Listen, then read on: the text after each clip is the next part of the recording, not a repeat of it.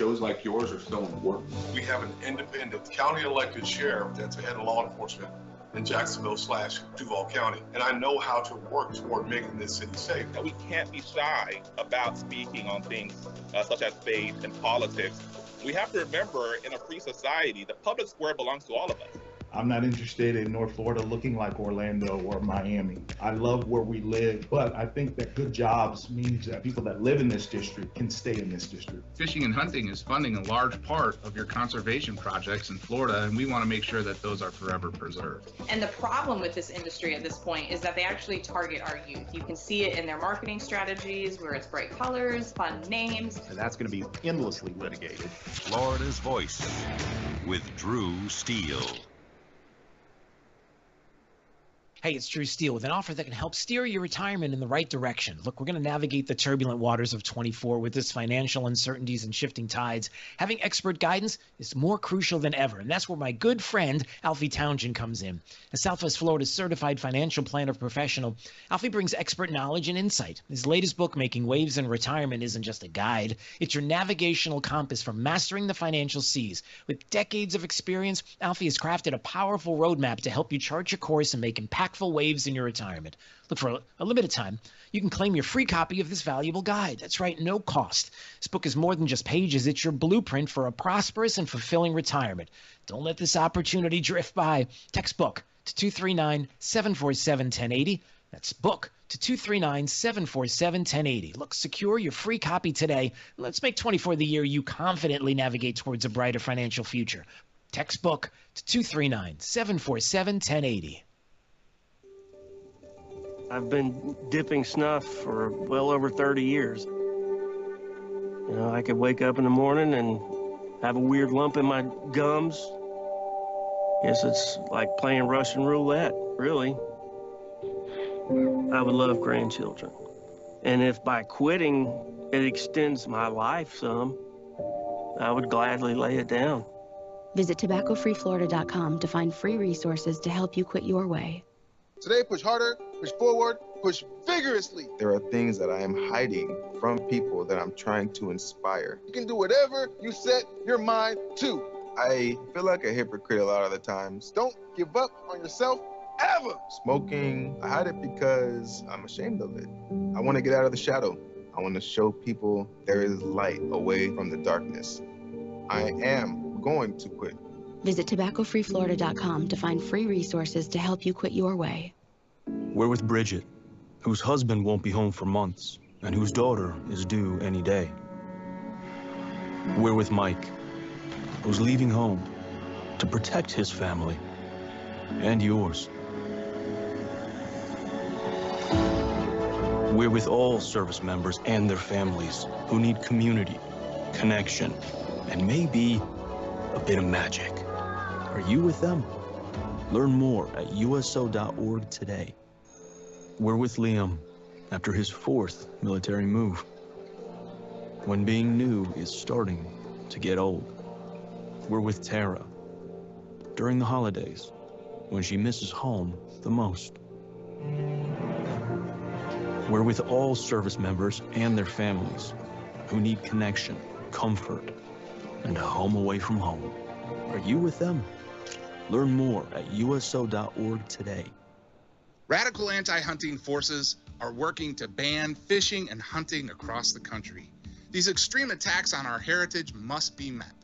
Thankfully, the International Order of T. Roosevelt is fighting back as the nation's premier organization defending our rights to fish and hunt. This April, you can step into the arena with us and join our fight in Naples, Florida. Join us at the historic Ritz-Carlton Tiburon and hear from world-class speakers, including Tucker Carlson. The annual event is the best place for conservationists, anglers, hunters, and all those who want to protect the outdoors to come together, build strategies to protect our rights, and expand opportunities in the future for generations to come. Visit IOTR.org to learn more about our organization and to sign up to see Tucker in April. Visit IOTR.org to learn more about our organization and to sign up to see Tucker in April. You don't want to miss this event. What I know about courage, I learned from my adoptive mom. She said sometimes you just gotta hold on and know we'll get through this. Mom, we are so high up. Hold my hand. No, you hold my hand. Here we go. Learn about adopting a teen from foster care. You can't imagine the reward. Visit adoptuskids.org to find out more. I learned patience from my adoptive dad. All he had to say was, Hey, you got this. Just breathe. Hey, we're pretty good. yeah. Might have to start a band. I got it. Learn about adopting a teen from foster care. You can't imagine the reward. Visit adoptuskids.org to find out more. This message is brought to you by Adopt US Kids, the U.S. Department of Health and Human Services, and the Ad Council. Thank you for waking us all up out here. For all you do. Thank you for giving us a voice. For being out there helping keep the constitutional republic. I want to thank you for your support for veterans in the military. Educating us. Standing up for conservatism. Giving us the truth. Florida's Voice with Drew Steele. All right, I have to be honest with you, and I'm always honest with you. It's part of what we do here at Florida's Voice with Drew Steele. By the way, hey, it's good to see you here. 866-588-8303. That's the phone number. Anytime you want to join us, a text. We'd love to hear from you. A lot of people watch at FL Voice News, Florida's Voice. You're watching on YouTube and you're watching on Rumble. We see on the Rumble channel a lot of people who are engaged, and we appreciate that. Also on X. And anytime you want to listen to the program, maybe you're in your car or you're at your computer at work or wherever it is, and you want to listen to the program, you can always stream live the audio at drewsteele.com, the website. Steele has 3 E's. Drew Steele is the website. So you can go there, and you can listen to the program as well. I will say this, that starting the day today, there's some issues in the Drew Steele house. A little inside Drew Steele baseball. We're honest, and we tell you a lot about what's going on. A rough day yesterday, and I'll explain why coming up in just a second. And Big D, I want you to get ready because I'm going to need your help with this. Not that big a deal, but what you would do in the situation that I had yesterday. So we're going to get to that coming up. And I could use your help if you want a text or whatever it is. Also on the way, believe all women. That was a slogan that we were told we had to constantly be aware of and something that you had to do. And if you remember the hashtag #MeToo movement, and you remember what they did to Justice Kavanaugh and how they treated him during the confirmation hearings, and Blasey Ford's name that was constantly brought up, and how you have to believe everything that she says, even though there were people that were disputing what she said and some of the things that she was saying about Kavanaugh, and you remember all of that. And listen, I don't like to get into the salacious. I'm not that guy. Like we talked about yesterday. I believe it was yesterday or the day before. A couple of Inside Drew Steele baseballs for people who are tuning in for the show, maybe for the very first time, because we are statewide, and you're getting the opportunity to hear me. And here's the thing: I'm not a big fan of blue humor. I think when you're cussing constantly or bringing in blue humor into like a comedic act, I think that's the easy way out. The tough, hard thing to do if you're a comedian is to not use blue humor, and the best comedians are the ones that don't. And they're the funniest because it's the hardest to do. That's my opinion. Also, I don't cuss in real life. I don't cuss behind the microphone. I don't cuss off the microphone. I don't cuss in my daily life. Nobody hears me cuss. I just don't do it. And it drives people crazy a little bit because they just, darn is a big word if I say that. But if I actually say the actual word, people are like, whoa, he must be really mad, because that's what I do. So when stories and salacious stories come up about Kamala's husband, Doug Emhoff, who we are told is the new standard, the gold standard of masculinity, has a pretty salacious story that pops up, and people are going to reference back, and they're going to say, look, there's word now through the Daily Mail that Kamala Harris's husband, Doug Emhoff, is accused of assaulting a woman in 2012. It's credible. People witnessed it. There is a woman who has come forward who is talking about this. on the heels of some of the other things that we have found out recently about the possible first gentleman. And the question becomes the obvious one. When you hear stories like this, what do you do? Is it a situation where you have to believe all women, and that's what we were told, and listen, we're just going by your rules, and if this is what we're told is the case, and then we should explore this deeper? Or is it just one of those things that everybody knows how it ends up? It's what you do. It's Democrats, so it doesn't matter. This is what you do. Right, Bernie? Yeah, because if it's a Democrat, it's like, oh, hey, I don't see anything. There's nothing to see here. But if it's somebody else, anybody else but a lefty, a Democrat, then, oh, boy, we have to get everybody, all the forces together to go after this person. And even if sometimes it's, I don't know, what's the word I'm looking for? Fabricated? No, that we're told that never happens. So is that what this is? Is it not? Again, I don't want to get too deep into this. I just want to bring it up because it's a big story. And could it be a bigger story? No, because, of course, it's Democrats. So that's not how this works. All right, so before we get to that, I'm bringing in Big D into the conversation. So first of all, D's having a good day so far, right? D, you're good? Everything's good so far? No complaints so far. It's still early. We'll see. It's still early for D in the day. So that's D's way of saying, listen, there's plenty of time for everything to just absolutely fall apart and everything to be horrible. But we're not looking at it that way. It's all about positivity. We at Florida's Voice with Drew Steele, we are a family that are together that say we're not a can't-do family. We are a can-do family. Don't tell me how I can't do something. Tell me how I can. Right, D? I like that. Yeah, okay, good. He likes it. Yeah, he's on board. All right, good. So yesterday, last night, I have my priest is over the house. His son is with him as well. Young guy. Son's only 5 years old. All right, and I'm having a conversation after dinner with my priest. We're just talking about all different kinds of things. We're getting pretty deep, but then we're having some fun, casual conversation as well.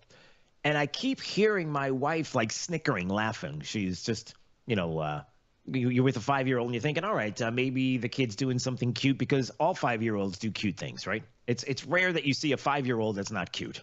I mean, can you remember the last time there was a non-cute 5-year-old? D, I'm just throwing that as a tough question. Yeah, exactly. They're just cute. It's a natural thing.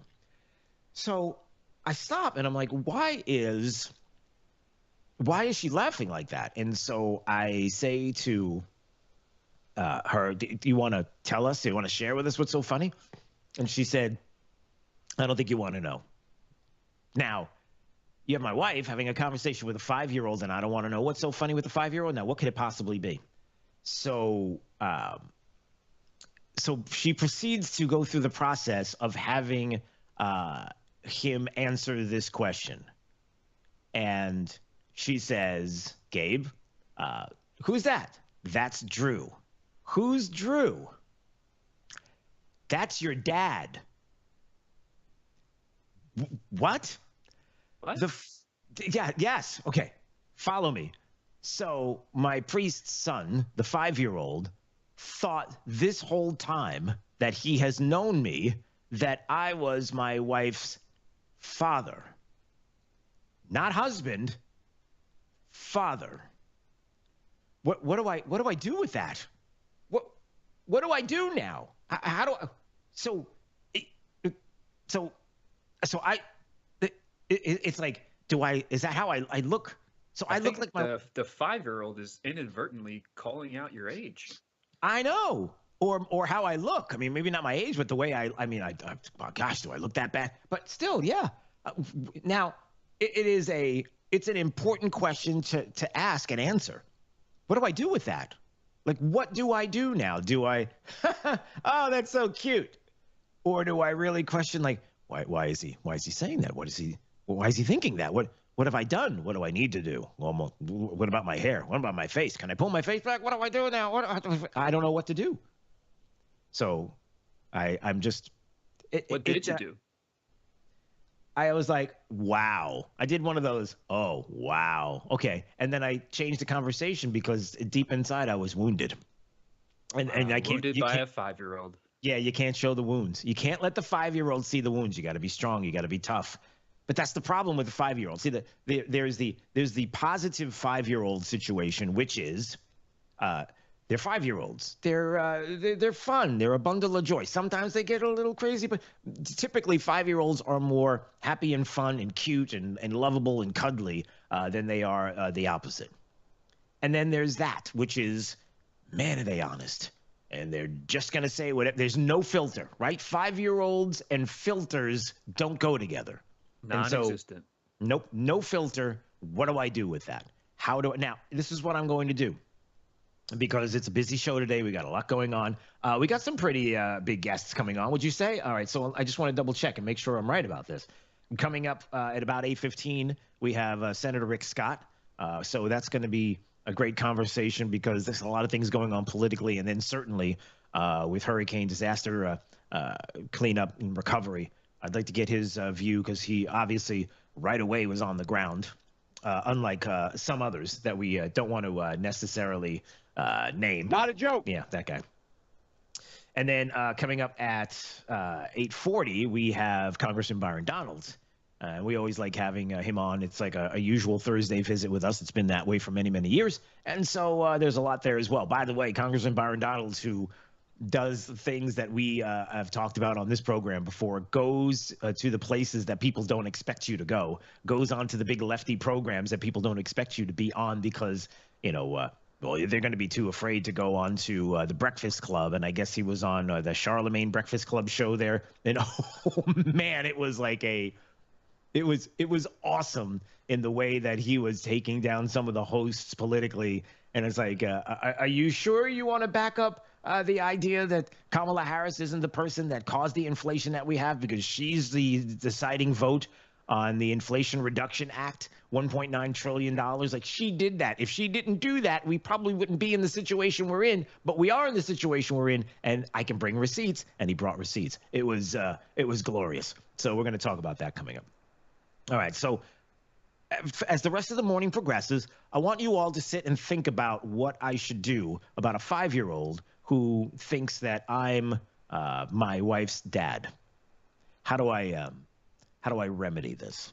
So 866-588-8303, or you can message and in the chat, you can talk about it amongst yourselves and come up with ideas, and we'll peruse the chats and see whether or not we can come up with an answer. Off the top of your head, D, any thoughts on this before we move on?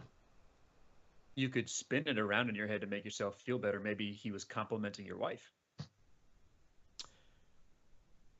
Nope, don't care about that one.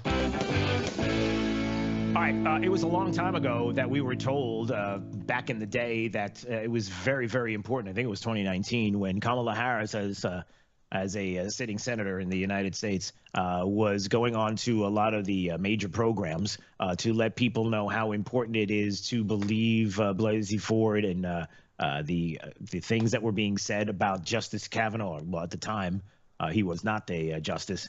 But all of the things that were being discussed and some of the audio there. Christine Blasey Ford, who literally had nothing to gain by coming forward, Rachel, nothing to gain. She had a perfect life. And she looked at the fact that this guy was being nominated and said, the American people have a right to know what I know.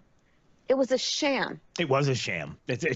We come to find out after the fact that, yeah, the whole thing was a sham. It's true. But she didn't mean like it was a sham, what they did to Justice Kavanaugh.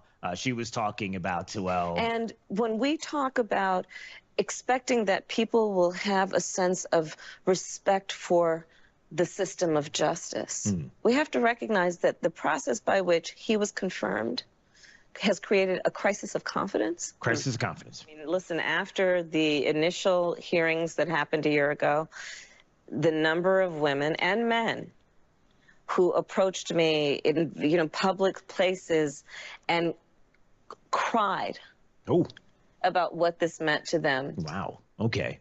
So it was emotional, the decision, and we have Justice Kavanaugh and Christine Blasey Ford and what she put out there, and we come to find out that, oh boy, it wasn't really on terra firma, as you'd say, solid ground, and some of what went down in the Democrats and the coaching and the lies and everything else, and how Democrats will stop at nothing to get what they want, and that's what we're worried about this election cycle in 2024. You know where I'm going with that. So how about this? And again, I don't like the salacious. I don't want to get too deep into this. I'm just trying to figure out in the world that is the left in this country and what you heard in 2019 and believe all women and all of the things that we were told are the rules that we have to follow. Kamala Harris's husband, second gentleman, Doug Emhoff, is credibly accused of physically assaulting a woman in 2012. The victim, according to the Daily Mail, only identifies with a pseudonym, come forward and alleged that Emhoff, quote, struck the woman in the face so hard she spun her around. According to the report, they were waiting in a valet line at the Cannes Film Festival in France in 2012. According to one of the three friends who have all chosen to remain anonymous, but they have come forward to talk about this and they're fearing retaliation because you know how the media will find out who they are and then ultimately destroy them because you can't do that. The assault allegedly happened 3 a.m. They had been driving. Okay, I don't need to go into the details, but let's just say so far, no word from Kamala Harris or Doug Emhoff. We haven't heard anything about denials. This also stems on the fact that Doug Emhoff has acknowledged having an affair with his nanny and some of the things that also took. I don't want to get into the salacious, but there you have it. So this is a story that I guess the way to explain it is that in the world that we are living in right now, that you know and I know that you live in each and every day, that if it were anybody else except a lefty, a Democrat, this would be top of the news, biggest headlines out there, no doubt about it. This is the story, and it'll be pushed and pushed and pushed. Hurricane headlines off to the side, Iran striking Israel and what's going to happen next and our response, all of that, everything would be pushed to the side for this story. It would be laser focused for the media and the left and Democrats. All the same thing. Prove me wrong. But it's not. And we do know that not too long ago, Doug Emhoff and Jen Psaki sat together and discussed their love for each other, I guess, and Jen Psaki's admiration for Doug Emhoff and his masculinity. Important part, an interesting part of how people have talked about your role here is how your role has reshaped the perception of masculinity. And I'm not sure you planned on that, but you are an incredibly supportive spouse. Has that been an evolution for you? And do you think that's part of the role you might play as first gentleman? It's funny, I've started to think a lot about this. I've always been like this. My dad was like this, and oh my, that didn't age well. That aged like fine milk. Yeah, he's always been like this, and it's a new age of masculinity and a new image. And incredibly supportive spouse. Has that? And an incredibly supportive spouse. Except for the time that I decided that I was going to have an affair with the nanny, but that part wasn't incredibly supportive of the spouse. We could put that one aside. But the rest of the time, it was unbelievably supportive. Yeah, there was no more support that you could have possibly had than the incredible support up until that time right there, and then we put that aside. Again, I'm only bringing this up not because of the salacious. I don't like that. It's because of the obvious. Because number one, if it was anybody else on the planet except a Democrat, a lefty, then this would be the biggest headline out there, number one. Number two, that there are rules that the left has set up that we all have to play by. Most of the time. Well, you have to play by their rules. But they don't have to play by their own rules. And nobody is going to want to discuss this. They're going to figure out a way to spin it and get out of it with the help of the media. And we'll move on to other things because, Trump bad and all that kind of stuff. You know how that goes, right? I mean, it's we choose truth over facts. Don't know why that had to play, but you get it. So there's that part of the equation. And it is so frustrating for people. That's all it is. It's just it's frustrating that it happens. But one of the good news stories about living in 2024 is that we live in an age right now where, for the moment, we do have the ability to speak about these things. We do have the ability to hear about the truth and the facts, not truth over facts, and not your truth, the truth. And we do still have free speech platforms that we can get onto and be able to find out and discover more about these situations, these things, and talk about it and debate and come up with the facts. And may I remind people that that's what makes this election and this year of 2024 so different than even 2020, and especially 2016, and no doubt 2012. And you can go back and back and back. And that is that because of now, let's just say Elon Musk and X, and I give him a ton of credit, to be able to have the platform open and free and without censorship, unlike the way it was in 2020.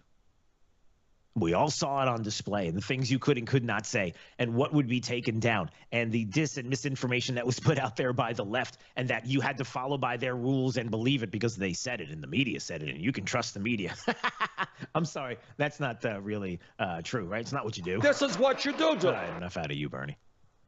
But that this year is a different time period. And so when people say, I'm really worried about how the media is going to make Donald Trump look, or I'm really worried about how they're going to hide this story, or I'm really worried about, yeah, that part of it I'm not worried about anymore.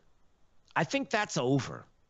I think when people talk about being woke, okay, woke in the sense of I'm starting to realize things that I didn't realize before. You know, the supposed original definition of what woke is, I'm starting to have my eyes open. I'm starting to realize. I'm starting to have my eyes open and realize what kind of manipulation the media has had upon the American people for far too long. And 24 is the year that ends. Now, whether or not that means that coming up we'll have a election that will have the result that we want, hey, we get to see. I don't know. But in the meantime, yeah, I just wanted to mention that story, and then I kind of don't want to really talk about it anymore. As far as the salacious part of it, as far as the left and what they do, you know, they do what they do, and we do what we do right here at Florida's Voice with Drew Steele. All right, I am Drew Steele. Don't forget 866-588-8303. Anytime you want to call, we would love to hear from you. Anytime you want to chat with us on social media, we're there. We're on X, we're on YouTube, we're on Rumble. You can check out and watch the show as it unfolds before your very eyes.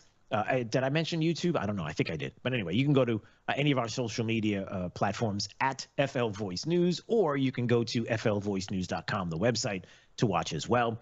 And drewsteele.com, the website, my personal website. Steele has 3 E's. You can go there, and as soon as you get to the website, you are listening to this program live. So you can check it out anytime you want. Coming up, we are going to have the top of the news stories from across the state with Anita Padilla. So that's coming up. And then on the way also, we're going to talk about some of the hurricane response. So Joe Biden and Kamala Harris both had something to say about the FEMA response, and it has not made people happy. What are they doing? What are they talking about? Well, we'll have it coming up. You're listening to Florida's Voice with Drew Steele. I'm Chris Jakimick. I served in the United States Air Force, and I deployed 3 times. Being a veteran, it's interwoven into your DNA. It is really the absence of the connection and the purpose that can really drive a lot of veterans to some negative thoughts. For those who are in a suicidal crisis, the window of time to save somebody's life is very short. Our duty is to protect ourselves and protect our families. And one way you can do that is store your weapons safely. Store all your guns securely. Help stop suicide. Brought to you by End Family Fire and the Ad Council. Hello, this is Earl Nightingale for Soundcheck Studios. Have you ever wondered how jingles are made? Together we'll make America great again. We'll make it great. Together we'll make America great again. We'll make America great. Together we'll make America great again. We'll make it great. How would you like to have a custom jingle made for your political campaign? Soundcheck Studios can make the perfect jingle for you right now.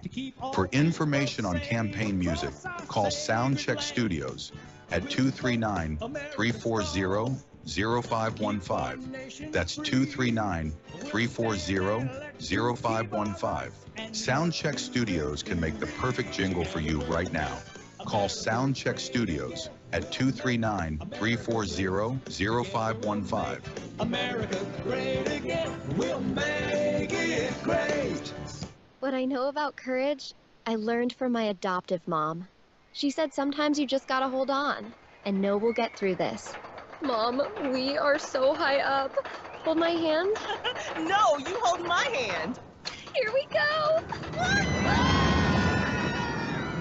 Learn about adopting a teen from foster care. You can't imagine the reward. Visit adoptuskids.org to find out more. I learned patience from my adoptive dad. All he had to say was, "Hey, you got this. Just breathe." Hey, we're pretty good. Yeah. Might have to start a band. I got it. Learn about adopting a teen from foster care. You can't imagine the reward. Visit adoptuskids.org to find out more. This message is brought to you by Adopt US Kids, the U.S. Department of Health and Human Services, and the Ad Council.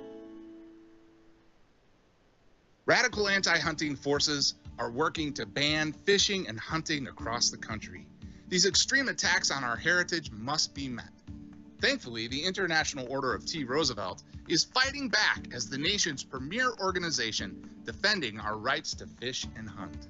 This April, you can step into the arena with us and join our fight in Naples, Florida. Join us at the historic Ritz-Carlton Tiburon and hear from world-class speakers including Tucker Carlson. The annual event is the best place for conservationists, anglers, hunters, and all those who want to protect the outdoors to come together, build strategies to protect our rights, and expand opportunities in the future for generations to come. Visit IOTR.org to learn more about our organization and to sign up to see Tucker in April. Visit IOTR.org to learn more about our organization and to sign up to see Tucker in April. You don't want to miss this event. Hi, I'm Ryan Blaney, a third-generation race car driver, and we dedicate a lot of our time to going as fast as possible. My grandpa Lou is the reason why my dad and I started racing, and I'm really proud to follow in his tracks. But when my grandpa was diagnosed with Alzheimer's, it was a very unexpected bump in the road for us. I've learned a lot on this journey with my grandpa Lou, and the memories of my grandpa will always be with me. And in our family, we're used to getting involved, and I encourage you to do the same, especially when it comes to caring for your loved ones. When I think about Alzheimer's and the impact it had on my family, I recognize that losing a race isn't such a bad day after all. It's important to notice if older family members are acting differently, experiencing problems with their memory, or having trouble with routine tasks. Talking about Alzheimer's can be really tough, but if you notice something, have a conversation with your loved one. Encourage them to see a doctor or offer to go with them. Early detection of Alzheimer's can give your family time to explore support services, make a plan for the future, and access available treatments. If you or your family are noticing changes, it could be Alzheimer's. Talk about seeing a doctor together. To some, the sound of a baby babbling doesn't mean much, but that's not true. They're testing out vowels and consonants and trying different sounds. And by 12 months, their babbling is beginning to take on meaning, especially if there's no babbling at all. Little to no babbling by 12 months or later is just one of the possible signs of autism in children. Learn more at autismspeaks.org. Hey, it's Drew Steele with a game-changing offer for those ready to master their retirement journey. Look, we're going to navigate unpredictable waters in 24, an election year marked by financial uncertainty. It's crucial. You've got to have expert guidance. That's where my good friend Alfie Townsend comes in, the Southwest Florida certified financial planner professional. Alfie brings unparalleled experience and insight to the table. His latest book, Making Waves in Retirement, it's not just a guide. It's your strategic compass for navigating the financial seas with confidence. Look, with decades of experience, Alfie has created a powerful roadmap. It'll help you chart your course and make meaningful waves in your retirement. And for a limited time, you can get your hands on this book free. That's right, no cost. The book is more than just a collection of stories. It's a blueprint for achieving a prosperous and fulfilling retirement. So don't miss out. Text book to 239-747-1080 right now. Let's book to 239-747-1080 and claim your free copy today. Let's make 24 the year you confidently steer towards a brighter financial future. Text book to 239-747-1080.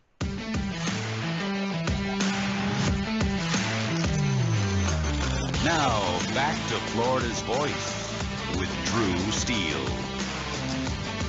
All right, anytime you want to call 866-588-8303, there's the phone number. If you want to listen to the program, well, you should be listening, well, not just right now and across the state.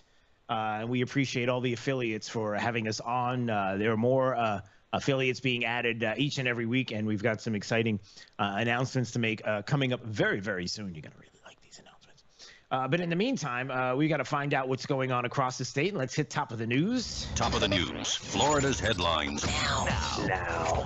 It is Anita Padilla. She is in the Florida's Voice newsroom. Let's find out what's going on right now. What's up?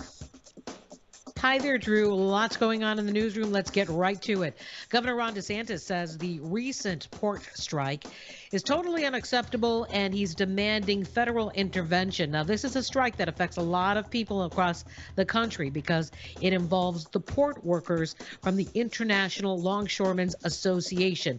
They are in contract negotiations with the United States Maritime Alliance, and that's a group of foreign-owned carriers. Now, there are 14 ports reportedly affected here, among them Jacksonville, Miami, Fort Lauderdale, and Tampa. President Joe Biden says he's not going to intervene. He did release a statement on Tuesday urging the USMX to come to the table and present a fair offer to the workers of the International Longshoremen's Association to ensure that they're paid appropriately in line. But this is an issue of major concern for every American, and that's why the governor here, Governor DeSantis, says the federal government has to act quickly to make sure that the flow of goods remains unchanged. Well, this week marks the beginning of a statewide bus tour. This is aimed at opposing Florida's controversial Amendment 4. It's an amendment which is set for a referendum on November 5th, and it could potentially enshrine abortion rights into the state's constitution. Critics say it would allow abortions up until the point of viability. Now, the tour is sponsored by the Florida Voters Against Extremism, and they want to keep Florida pro-life. They want to raise awareness and mobilize the public against what they call an extreme abortion agenda. Now, these groups are arguing that the amendment would eliminate safety regulations and could lead to abortions until birth. A two-time Super Bowl champ is supporting families and pets devastated by Hurricane Helene. Former NFL star Logan Ryan, along with his wife Ashley, they've organized the Chow Down. It's an event scheduled for October 7th at Armature Works in Tampa, and it's more than really just a gathering. It's a foodie experience where some of the top local chefs are going to be competing. They're going to serve up delicious bites and, of course, serving up hope for animals and their human companions who've been impacted by Hurricane Helene. The funds raised from this, too, they're going to go directly to the Ryan Animal Rescue Foundation, or RARF. Last year's Chow Down was pretty big, too. They raised over $160,000, and it really just shows the power of community when they all come together. Okay, that is it for now. I'm going to be back in our next hour with more news, including how former President Trump plans to honor the victims of that October 7th massacre that took place in Israel nearly 1 year ago. I'm Anita Padilla, the news director here at Florida's Voice. Have yourself a great morning, Drew. Back over to you. All right. Good to hear from you, Anita Padilla, in the Florida's Voice newsroom. We appreciate you joining us. Yeah, you know, a couple of things that she mentioned. One has to do with this bus tour and opposing this pro-abortion Amendment 4, which it truly is. And by the way, again, no on 4, no on 3, and no on 4. I don't know how much more clear I can make this. Except to continue to talk about it as we get closer to the election, and you've got the amendment in front of you. And, you know, if you're going to be voting for the amendment to limit government interference with abortion, and that's what it says right there on the ballot. And may I remind everybody that regardless right now of what you think when it comes to Marijuana and abortion, put them aside. It's about the language, the vague language, and about how, especially on Amendment 3, which is why you need to say no, that you're being duped into believing that it's something that it's not. Something that it's not. Well, it just means that I can, listen, I should have the freedom to be able to grow marijuana in my backyard. It doesn't give you that freedom. You don't have that. You can only get it from providers that, of course, are going to be people that have been pushing for this, that stand to make a whole lot of money from it. You know, there's like a reason behind all the madness. You could say reefer madness. See what I did there? Reefer madness. Thank you. Thank you very much. I'll be here all week. Try the veal. How about that, Big D? Reefer madness? I'm going to write that one down. You're going to write that down. Okay. Anyway, look at reefer madness. Look it up. Anyway. And just to say it once again, the language, the things you're being told, don't worry about it. But you need to worry, especially Amendment 4. Stop it. No law shall prohibit, this is in the amendment, no law shall prohibit, penalize, delay, or restrict abortion before viability. Huh, what is viability? I don't know. We haven't come up with that yet. We'll do that after the fact. Really? How does that work? Oh, I don't know. We'll come up with a number with experts. Oh, I love trusting the experts. I'll tell you what, trusting the experts has been something that we've leaned on for many, many, many, many years, and it's gotten us, well, it's gotten us into a lot of trouble leaning on the experts. You know, like all the COVID experts. And listen, just believe what we tell you, and you got to mask up, because if you don't, you know, if masks don't work, then why don't they work? Famously, our friend Dan Bongino has said in the past.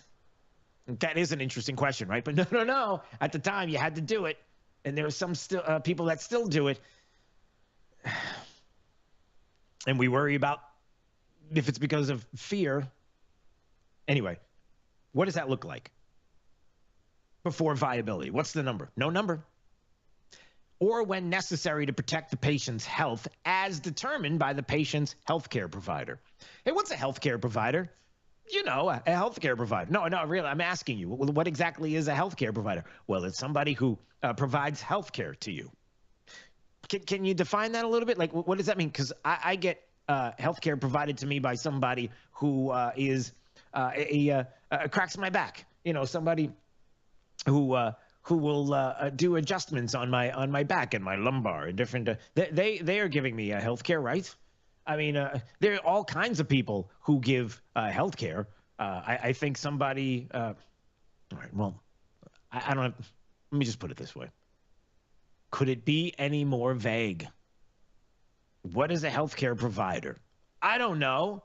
Let's pass this first so we can find out what's in it, right, Nancy? Bowl of doggy do. You better believe it. Why do you want to be duped? Well, because we're standing up for abortion.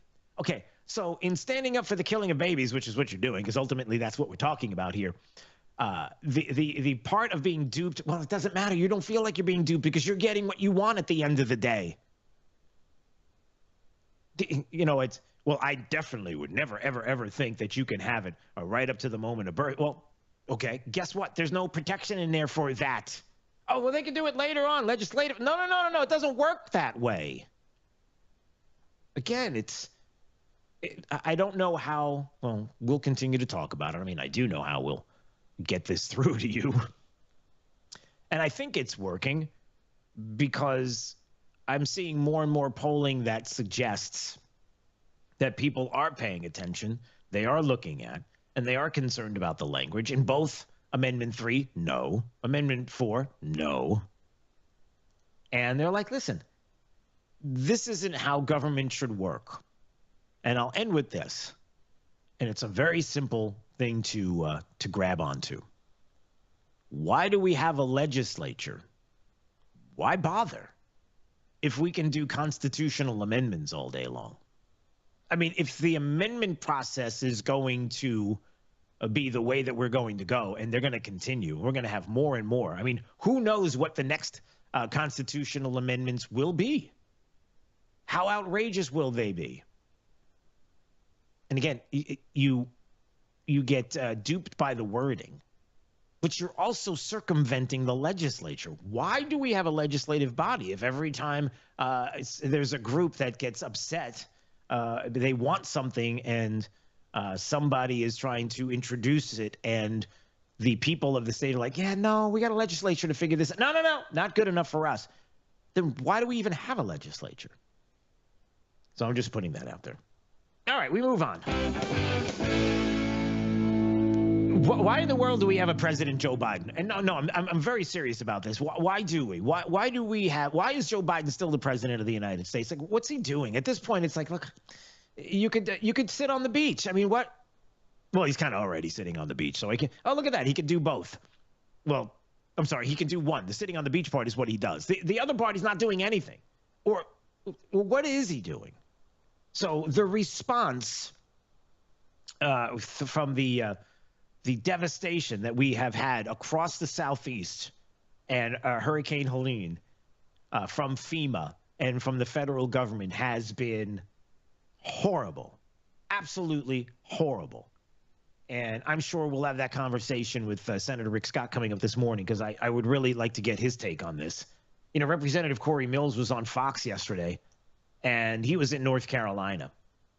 I can't tell you how many people I read about, hear from, people that are texting me that say, I know somebody who has been trying to help to rescue individuals in areas of Tennessee and North Carolina, and the authorities are turning them away. They're not allowing them to go out and do what is natural to help to rescue people because, well, we don't want to get in the way of some of what the authorities are doing, which makes no sense to people who are sitting there possibly in a tree waiting for a rescue and saying, boy, I hope they're going through a really, really rigorous process of making sure that the proper people are coming out here to help us. Because I can hang out in this tree for a little while longer, staying away from these raging waters, and I'm sure eventually I'll get rescued. Said nobody ever.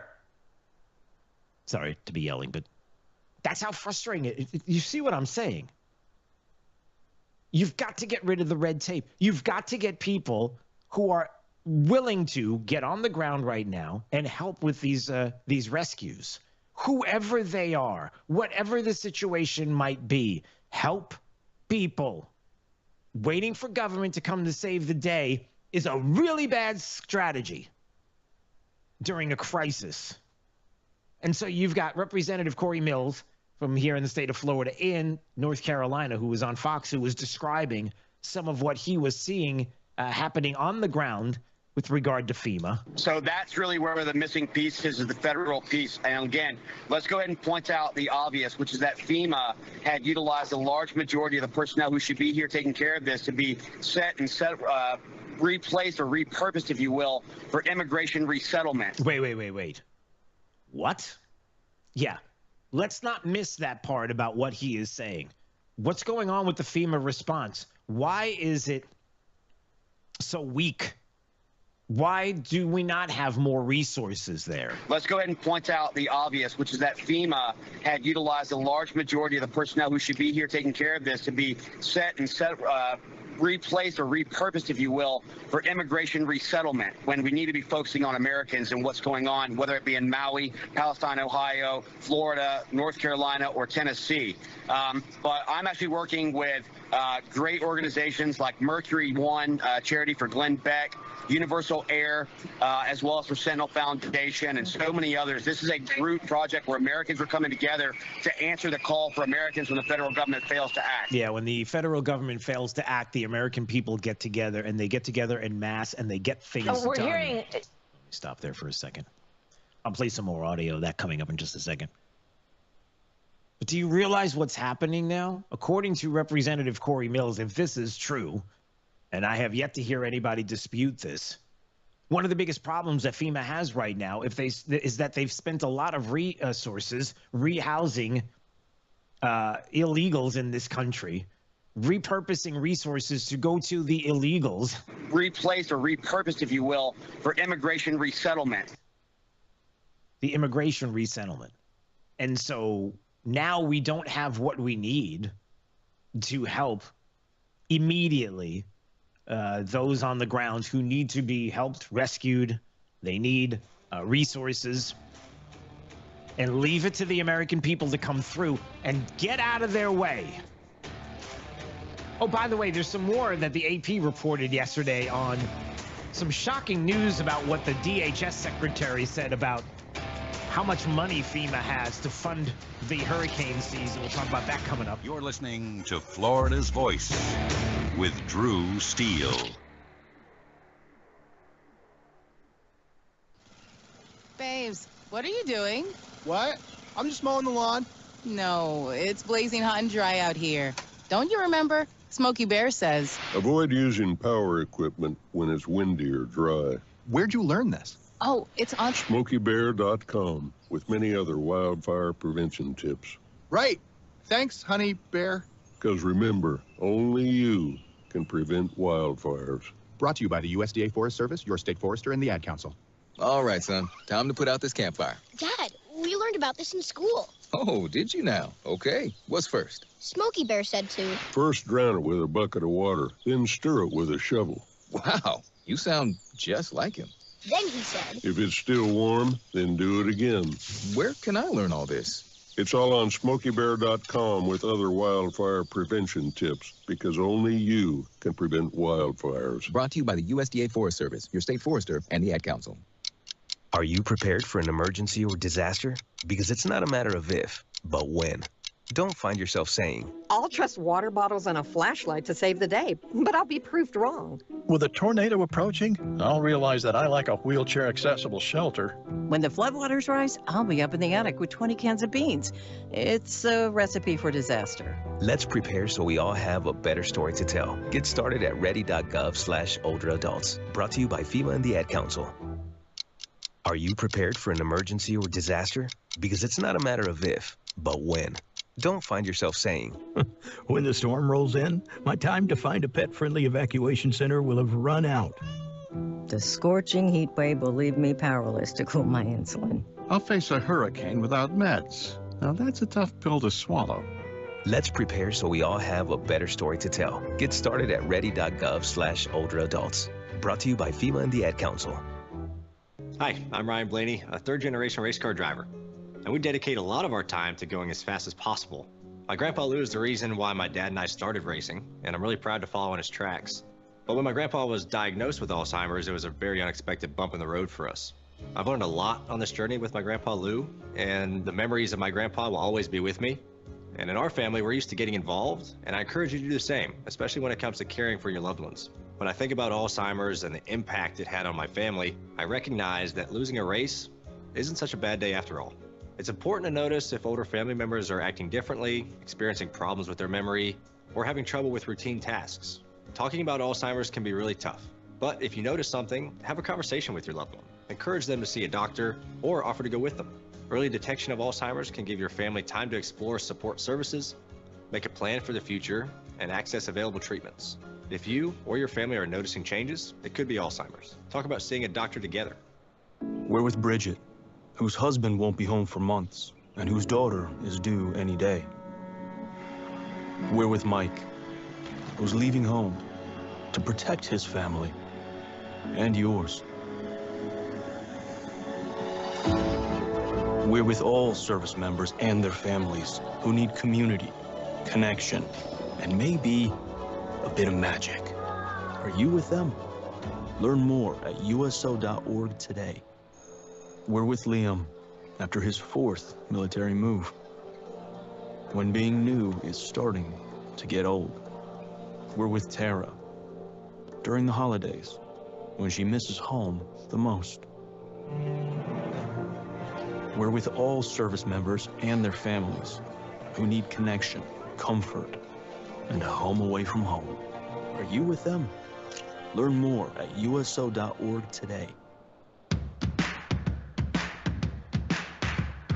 Now, back to Florida's Voice with Drew Steele. Authorities in Missouri recently rounded up 5 horses that escaped from a nearby Renaissance festival in case you needed any more proof that horses are cool. What? Sorry. So the Missouri horses escaped from a Renaissance fair. Even the horses. So I guess the joke is even the horses don't want to be at the Renaissance fair. Big D back at the studio. Derek on the other side of the glass. Have you ever been to a Renaissance fair? I have never attended a Renaissance fair. I have never attended one either, although I know in Sarasota they've got one of the most amazing Renaissance fairs. People talk about it all the time. The Sarasota Renaissance Fair is it's awesome. It's exciting. People love it. It's huge. It's been huge for years and years. And there are others that are around the state that they do this. And I have to admit, it sounds cool.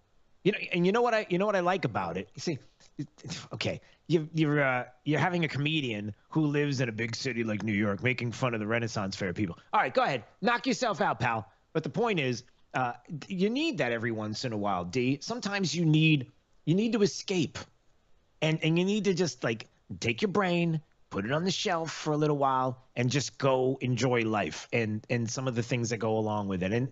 And the Renaissance Fair people, sometimes it's silly, it's over the top or whatever, it's kitsch. I don't know how you want to describe it, but sometimes you just have to do it. So I'm going to recommend to you that you show up to a Renaissance Fair soon. I'm not against showing up. Okay, good. As long as I don't have to dress up. No, I want you to dress up the next time you're thinking about going. Yeah. So I want you to go to the Sarasota one, and I think you should dress up. And you don't have to wear the tights if you don't want to.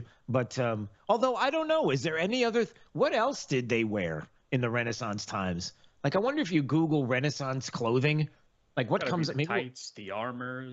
Yeah, but there's got to be something else. Yeah, because what if you're I'm not wearing the tights? What if back in the Renaissance time you're yeah, I'm not doing that. I'm just not wearing that. What else is there? We should look that up right now. I can't even spell Renaissance. So that's the first.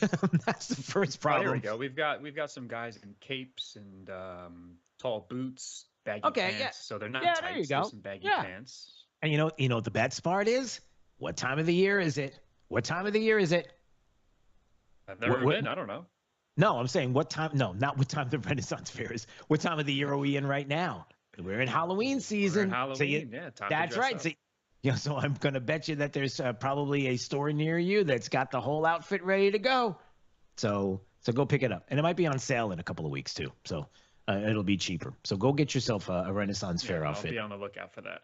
No, you won't. It's just now you're just lying to me, which is sounds like my priest's 5-year-old, who isn't really lying, who was honest. By the way, in case you didn't hear the story earlier, my priest came over for dinner yesterday. We had a wonderful conversation. Had his 5-year-old here, and him and my wife were having a little bit of a chuckle because my wife said, "Who's that?" And he said, "Drew," and she said, "Who's Drew?" And he said, "Your dad." And now I'm crushed. Because I don't know for really the record, Drew, what to say about any of that after the fact. It's awful. All right, quickly before we go to break, what do we have? I want to get to the rest of this story from Corey Mills. Listen, he's there in North Carolina. Representative Corey Mills from the state of Florida. On the heels of what Mayorkas told us, that FEMA doesn't have enough money, enough funding to last through the hurricane season. How is that possible? They're running out of money because they spent $1 billion resettling illegals into this country over the last 2 years. That's why that's happening. You're listening to Florida's Voice with Drew Steele. Some things on your ballot are complicated and some are simple, like Amendment 2, the right to fish and hunt. Amendment 2 is a bipartisan, common-sense measure supported by conservationists, environmentalists, and sportsmen as a humane way to manage Florida's wildlife, protect its natural resources, and promote environmental leadership. So whether you want to protect our environment or our traditions, Amendment 2 is for you. Remember, Amendment 2 is a bipartisan, common-sense measure supported by conservationists, environmentalists, and sportsmen as a humane way to manage Florida's wildlife, protect its natural resources, and promote environmental leadership. If you want to protect our environment or our traditions, Amendment 2 is for you. Paid political advertisement paid for by Vote Yes on Amendment 2, 2640A, Mitcham Drive, Tallahassee, Florida, 32308. All right, coming up this morning, Senator Rick Scott in just a little while from now. Also, Congressman Byron Donald's a busy morning, and We're going to get into some of what we heard yesterday, from Tim Walz. He was being asked about some of the crazier things that he said during the VP debate. Wait till you hear his answers. You're listening to Florida's Voice with Drew Steele. Florida's Voice with Drew Steele. Congratulations on your show. Congratulations on your new show. Big deal, huh? That's why shows like yours are so important. We have an independent county elected sheriff that's the head of law enforcement in Jacksonville/Duval County. And I know how to work toward making this city safe. We can't be shy about speaking on things such as faith and politics. We have to remember, in a free society, the public square belongs to all of us. I'm not interested in North Florida looking like Orlando or Miami. I love where we live, but I think that good jobs means that people that live in this district can stay in this district. Fishing and hunting is funding a large part of your conservation projects in Florida, and we want to make sure that those are forever preserved. And the problem with this industry at this point is that they actually target our youth. You can see it in their marketing strategies, where it's bright colors, fun names. And that's going to be endlessly litigated. Florida's Voice with Drew Steele. Hey, it's Drew Steele with an offer that can help steer your retirement in the right direction. Look, we're going to navigate the turbulent waters of 24 with this financial uncertainties and shifting tides. Having expert guidance is more crucial than ever, and that's where my good friend Alfie Townsend comes in. A Southwest Florida's certified financial planner professional, Alfie brings expert knowledge and insight. His latest book, Making Waves in Retirement, isn't just a guide. It's your navigational compass for mastering the financial seas. With decades of experience, Alfie has crafted a powerful roadmap to help you chart your course and make impactful waves in your retirement. Look, for a limited time, you can claim your free copy of this valuable guide. That's right, no cost. This book is more than just pages. It's your blueprint for a prosperous and fulfilling retirement. Don't let this opportunity drift by. Text book to 239-747-1080. That's book to 239-747-1080. Look, secure your free copy today. Let's make 24 the year you confidently navigate towards a brighter financial future. Text book to 239-747-1080. I've been dipping snuff for well over 30 years. I could wake up in the morning and have a weird lump in my gums. Guess it's like playing Russian roulette, really. I would love grandchildren. And if by quitting it extends my life some, I would gladly lay it down. Visit tobaccofreeflorida.com to find free resources to help you quit your way. Today, push harder, push forward, push vigorously. There are things that I am hiding from people that I'm trying to inspire. You can do whatever you set your mind to. I feel like a hypocrite a lot of the times. Don't give up on yourself ever. Smoking, I hide it because I'm ashamed of it. I want to get out of the shadow. I want to show people there is light away from the darkness. I am going to quit. Visit tobaccofreeflorida.com to find free resources to help you quit your way. We're with Bridget, whose husband won't be home for months and whose daughter is due any day. We're with Mike, who's leaving home to protect his family and yours. We're with all service members and their families who need community, connection, and maybe a bit of magic. Are you with them? Learn more at uso.org today. We're with Liam after his 4th military move, when being new is starting to get old. We're with Tara during the holidays, when she misses home the most. We're with all service members and their families who need connection, comfort, and a home away from home. Are you with them? Learn more at uso.org today. Radical anti-hunting forces are working to ban fishing and hunting across the country. These extreme attacks on our heritage must be met. Thankfully, the International Order of T. Roosevelt is fighting back as the nation's premier organization defending our rights to fish and hunt. This April, you can step into the arena with us and join our fight in Naples, Florida. Join us at the historic Ritz-Carlton Tiburon and hear from world-class speakers, including Tucker Carlson. The annual event is the best place for conservationists, anglers, hunters, and all those who want to protect the outdoors to come together. build strategies to protect our rights, and expand opportunities in the future for generations to come. Visit IOTR.org to learn more about our organization and to sign up to see Tucker in April. Visit IOTR.org to learn more about our organization and to sign up to see Tucker in April. You don't want to miss this event. What I know about courage, I learned from my adoptive mom. She said sometimes you just gotta hold on and know we'll get through this. Mom, we are so high up. Hold my hand. No, you hold my hand. Here we go. Learn about adopting a teen from foster care. You can't imagine the reward. Visit adoptuskids.org to find out more. I learned patience from my adoptive dad.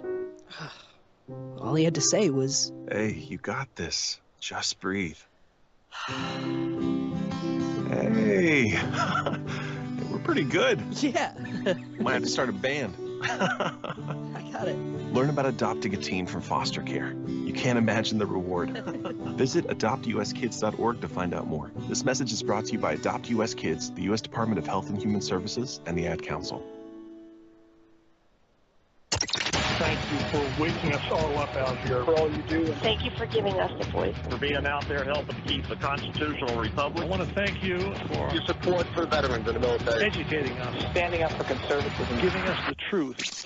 Florida's Voice with Drew Steele. Well, it's great to see you here. Thank you so much for making this program a part of your day. Whenever you are listening, of course, we are live right now, 866-588-8303.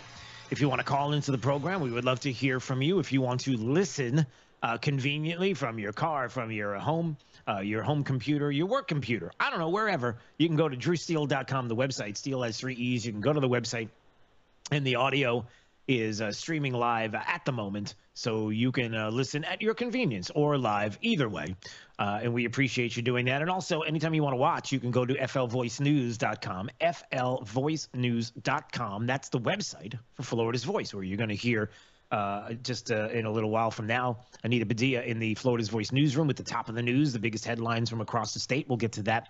And you can also click right there on my ugly mug. And when you do that, you get to see even more of that on YouTube and Rumble and X, all the social media platforms. You can go directly to them also at FL Voice News on any of those platforms. And chat away. Let me know what you're thinking today.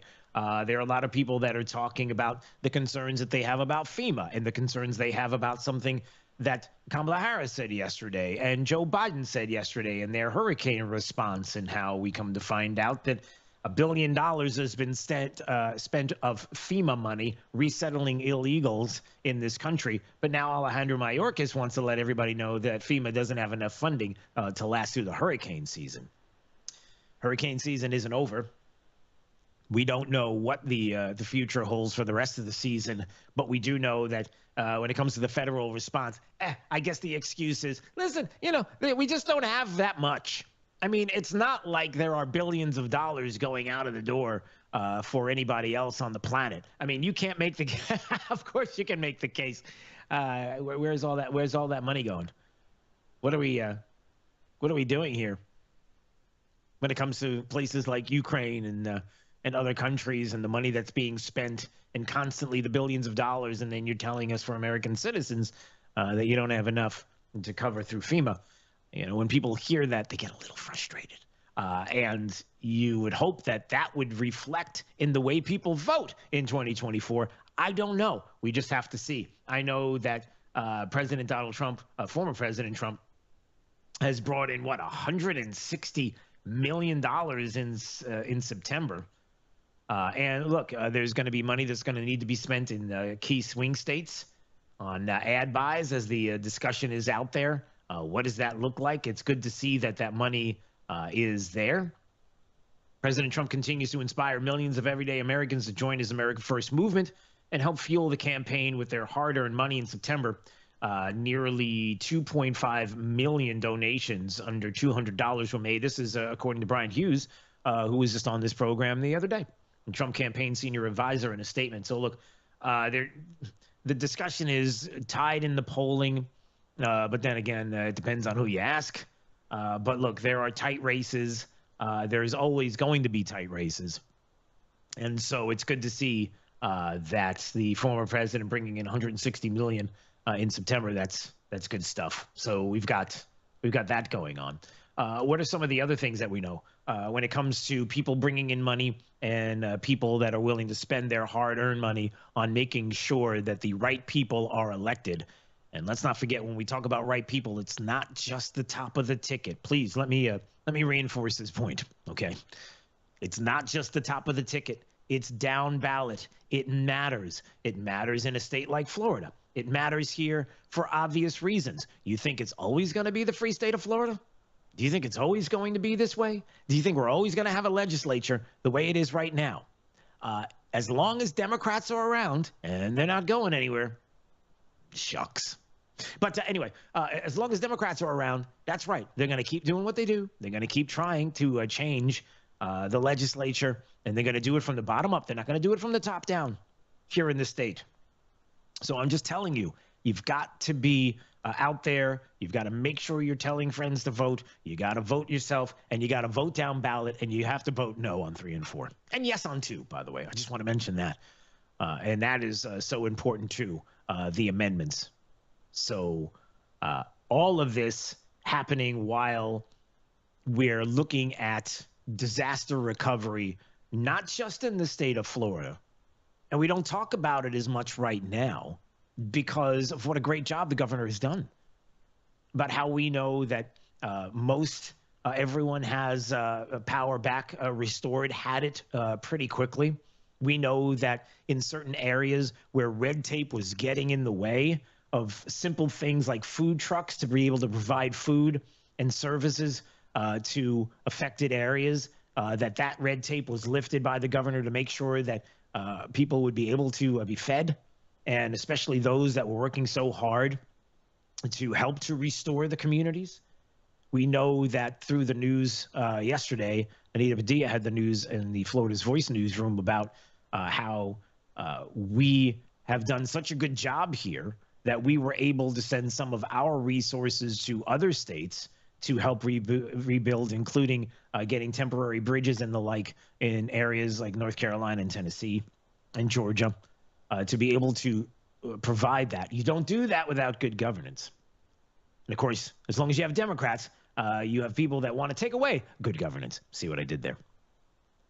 So when we know that we have a lot of good things that are happening here and how important elections are, that's why people are trying to figure out what in the world is going on with the federal response. Like, how is it that, look at your calendar, look at what day it is. How many days after the fact, all of a sudden, you have people from the federal government, including the president and the vice president, who decide to show up in some areas. It was the vice president yesterday who showed up in Augusta, Georgia. Again, look at the calendar. How many days has it been? And I will tell you that if you are a Florida Democrat, and I know you watch this program and listen, and thank you so much. We appreciate that. I know what your response is. Well, Drew, you don't understand. You see, the vice president and the president are so immensely popular that if they show up in these affected areas, they're going to be swarmed by hordes of people who are going to be around them, and it's going to be very, very disruptive to the cleanup efforts and all the things that are going to have to take place to get all the assets and everything there. Wait a minute, you're suggesting that people show up to see Kamala Harris and Joe Biden in person? you see, you're already starting with a failed premise. But anyway. Oh, it's just way too much because of all the things that have to be done in order for them to get there. And we don't want to disrupt the process. Well, what is the process? What has been happening? Kamala Harris yesterday wanted to let people know that out of the goodness of the federal government's heart, a heart that is given $1 billion to help settle illegals in this country, to help to give them all the things that you as an American citizen would love to have for free. You know, things like vouchers for housing and food and staples, things that you need each and every day. And I don't mean staples like, you know, that kind of thing. I mean paper staples. I'm talking about staples. You know what I'm saying. But out of the goodness of their heart, we got a couple of bucks here. Listen. And the federal relief and assistance that we have been providing has included FEMA providing $750 for folks who need immediate needs being met. Look, there are people that hear that and say, wait a second, $750, that's what you're giving the people in the affected areas? $750, that's the best you can do? That's the best you can do. And people question that. Like, what in the world? How is that possible? Again, what happens when you have failed governance, situations like that where people would question $750 is the best that you can do for people. And then what did Joe Biden say yesterday? Also directed the development of deployment of Starlink satellites. 50 are in place right now. More are going to be put in place so people in places like Canton can call for help and reach the ones that love loved ones if they're not sure. All right, let me just stop for a second there. So that's Joe Biden, who wanted to let people know that the administration is now talking about how they're providing 67 Starlink satellites to the impacted communities. Now, the frustration with many people about this is that Donald Trump was on the ground just days afterwards to announce that him, along with Elon Musk, were talking to people about, Elon Musk specifically, about getting Starlink out there. As a matter of fact, I think for 30 days, the affected areas, there's no charge for 30 days, just to make sure that people have the access to communication that they need. It is amazing how, and forgive me if there are people who are part of the government that listen to this program, forgive me when I say this, but man, I'll tell you what, the private sector does it sometimes so much better than the public sector. It doesn't have to be that way. It shouldn't be in disasters that way. But, if we're going to be honest, it is incredible because all of this time through this storm and the aftermath and the recovery, what have we been talking about? Have we been talking about the federal response? Have we been talking about that at all as the number one thing to point at and say, wow, what an amazing feat. Look at what they've been able to accomplish. No. What we talk about is the resilience of the people in communities and people who have gotten together to try to rescue people with their own resources. I was watching a story just yesterday. I'll see if I can pull the audio for later in the program, of a gentleman who's got his own helicopter, and him and his son were going out to rescue people in the mountains of North Carolina, only to be told by authorities to stop, otherwise they would be arrested because they were getting in the way and hindering their process of trying to rescue people, which really begs the question and does the, scratching of the head motion. Wait. I'm rescuing people right now as we speak, getting people with my helicopter, picking them up and rescuing them. And you're telling me I have to stop because you haven't gotten them yet? I have them. They're on the helicopter right now. And you're telling me I have to stop because you're getting in the way. How are we getting in the way when there is an emergency happening and people's lives are at stake? That really happened. And so when the federal government, weeks later after the fact, a federal bureaucracy that should know better and be more prepared, tells us that, hey, I don't know if you know this, but we got 67 Starlink satellites. Maybe you should have told us that 5 days ago. Maybe you should have thought about that immediately. And that's what people question. Plus the fact that, $100 billion has gone to Ukraine and hey, I think we got $750. I've been providing has included FEMA providing $750. Oh, that's good. For as long as it lasts. It's a one-time offer, everybody. For as long as it lasts. Come on. It's like I feel like a carnival barker. Hey, everybody, $750. Yeah. For as long as it lasts, because we're told it may not last very long because according to the DHS Secretary Mayorkas, FEMA doesn't have enough money to fund through hurricane season. And that's not good. That's not good bureaucracy. Is that the right way to put it. I don't know. I just came up with it. And again, I was bringing up this earlier about Corey Mills in North Carolina and some of what he was talking about, reaching out and trying to find people that are missing, and the Starlink that is so important in the communication that Elon Musk was willing to put out there early on in the process. We're hearing one of the most horrifying details is that it could be hundreds of people who are still missing, and we don't know if they are dead or alive or if they're hanging on to a boulder like that woman just described, which was so heartbreaking. What is your sense? Do you have any sense of that and that number? Well, again, we've got about an estimate of around it's kind of a non-confirmed report of roughly 1,000 to 1,200 people still being listed as a missing person. A lot of that, I will tell you, as we get Starlink in place, and there's so many units here that's allowing individuals to start reaching out to their family members in other states. Yeah, to start reaching out to family members in other states to see if they're okay, and if they're not, the idea that there could be thousands of people that are missing right now. And there's a story that's out there about an individual, and this was from a news story. This wasn't from somebody posting on social media and you can't confirm it. This is a news story that ran the story of a gentleman who was going out with his son on a helicopter to rescue people, and authorities told him, no, don't do it. You have to stop.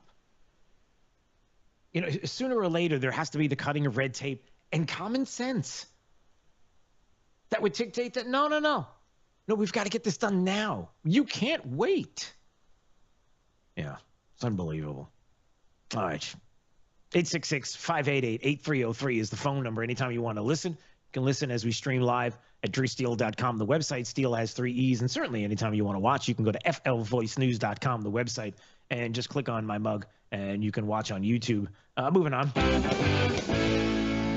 You know, you talk about good governance, and you talk about people that you can trust and believe that they're going to be the right people for the job. Some people, you've always wondered whether or not they would be the right person for the job. You worry about some that maybe were this close, my fingers are thinly spread apart from possibly being the president of the United States, whether they would have been the right person.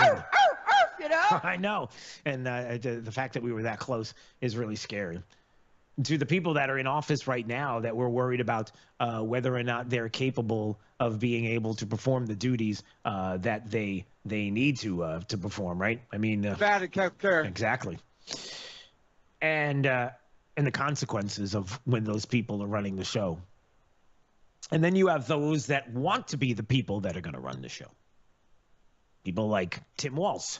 Hopefully the other losing Tim on the Democrat side for VP. The first one being Tim Kaine, and this one being Tim Walz, who had a lot of explaining to do after the debate with J.D. Vance, and how so many people were like, listen, it's so clear who won this debate. It's not even debatable. See what I did there? It's who won the debate? It's not even debatable.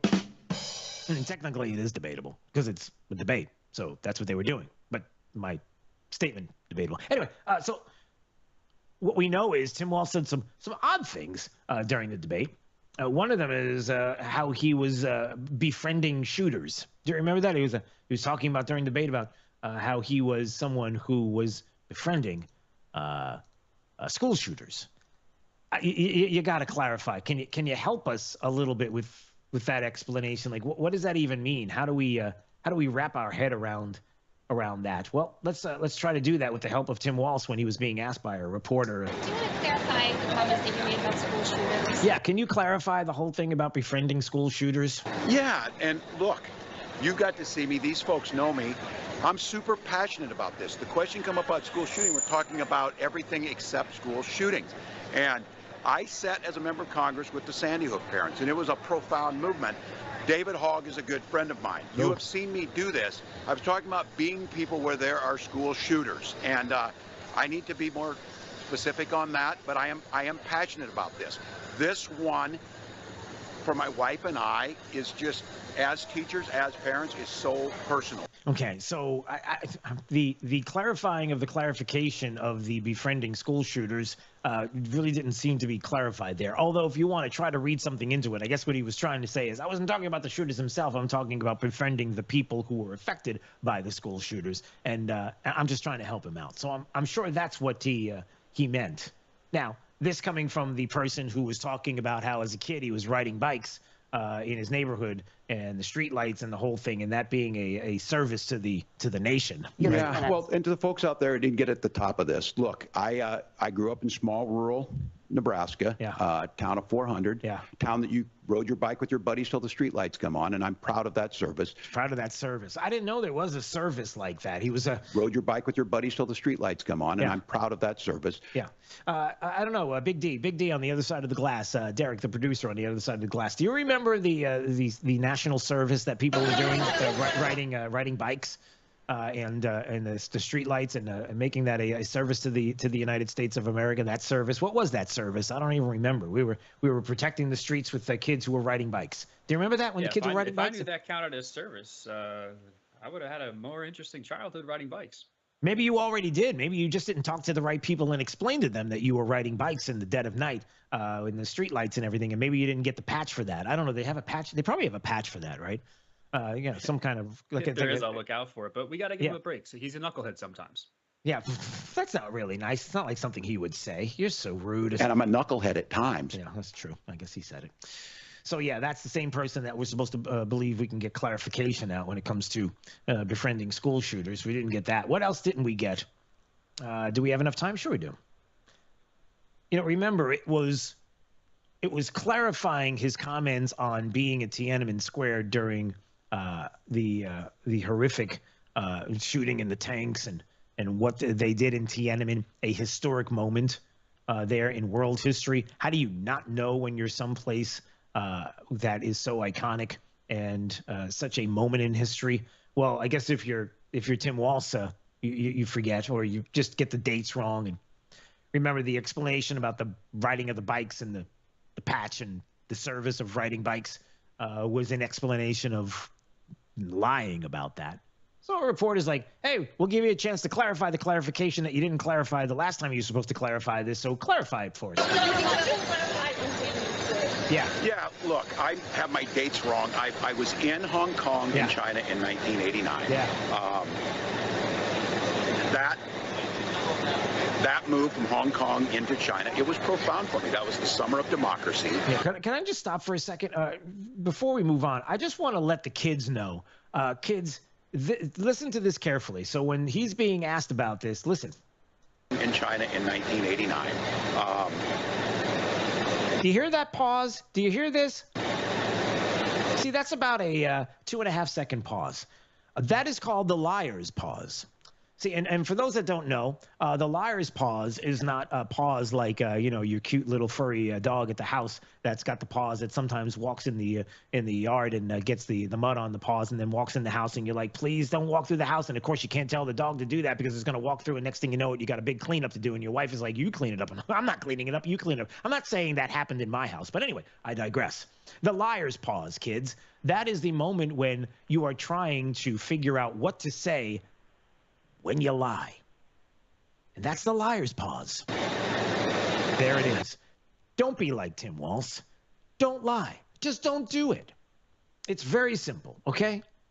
You're going to pause because you're trying to figure out the right answer to say to try to squirm your way out of what you shouldn't have done to begin with, which is lie. So once again, kids, don't be like Tim Walsh. Don't lie. And don't do drugs. And also say no to 3 and no to Amendment 4. So no to 3, no to 4. Tell your parents and don't lie. Don't be like Tim Walsh. Don't be a liar. And don't do the liar's pause, okay? And don't walk through the house with muddy shoes. I just added that one. It really had nothing to do. Anyway, top of the news coming up. Top headlines from across the state. Anita Padilla has it from the Florida's Voice newsroom next. You're listening to Florida's Voice with Drew Steele. I'm Chris Jakovic. I served in the United States Air Force and I deployed 3 times.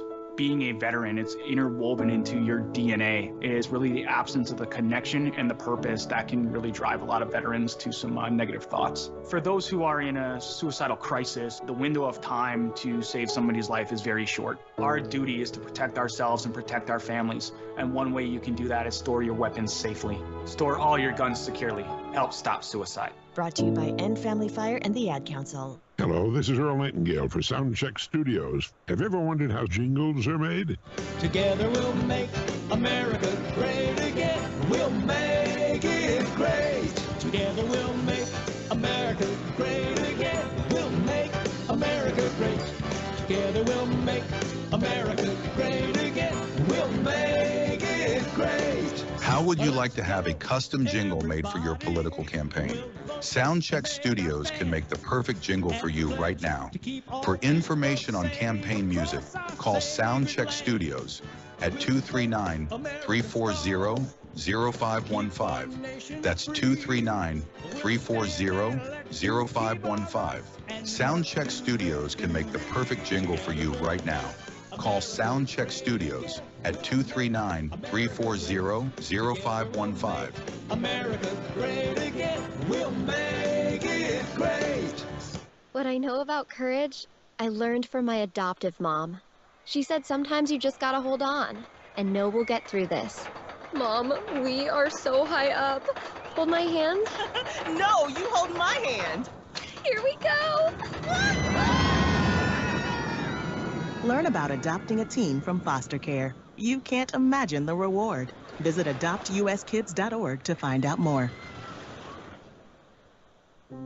I learned patience from my adoptive dad. All he had to say was, Hey, you got this. Just breathe. Hey, we're pretty good. Yeah. Might have to start a band. I got it. Learn about adopting a teen from foster care. You can't imagine the reward. Visit adoptuskids.org to find out more. This message is brought to you by Adopt US Kids, the U.S. Department of Health and Human Services, and the Ad Council. Radical anti-hunting forces are working to ban fishing and hunting across the country. These extreme attacks on our heritage must be met. Thankfully, the International Order of T. Roosevelt is fighting back as the nation's premier organization defending our rights to fish and hunt. This April, you can step into the arena with us and join our fight in Naples, Florida. Join us at the historic Ritz-Carlton Tiburon and hear from world-class speakers including Tucker Carlson. The annual event is the best place for conservationists, anglers, hunters, and all those who want to protect the outdoors to come together, build strategies to protect our rights, and expand opportunities in the future for generations to come. Visit IOTR.org to learn more about our organization and to sign up to see Tucker in April. Visit IOTR.org to learn more about our organization and to sign up to see Tucker in April. You don't want to miss this event. Hi, I'm Ryan Blaney, a third-generation race car driver, and we dedicate a lot of our time to going as fast as possible. My grandpa Lou is the reason why my dad and I started racing, and I'm really proud to follow in his tracks. But when my grandpa was diagnosed with Alzheimer's, it was a very unexpected bump in the road for us. I've learned a lot on this journey with my grandpa Lou, and the memories of my grandpa will always be with me. And in our family, we're used to getting involved, and I encourage you to do the same, especially when it comes to caring for your loved ones. When I think about Alzheimer's and the impact it had on my family, I recognize that losing a race isn't such a bad day after all. It's important to notice if older family members are acting differently, experiencing problems with their memory, or having trouble with routine tasks. Talking about Alzheimer's can be really tough, but if you notice something, have a conversation with your loved one. Encourage them to see a doctor or offer to go with them. Early detection of Alzheimer's can give your family time to explore support services, make a plan for the future, and access available treatments. If you or your family are noticing changes, it could be Alzheimer's. Talk about seeing a doctor together. To some, the sound of a baby babbling doesn't mean much, but that's not true.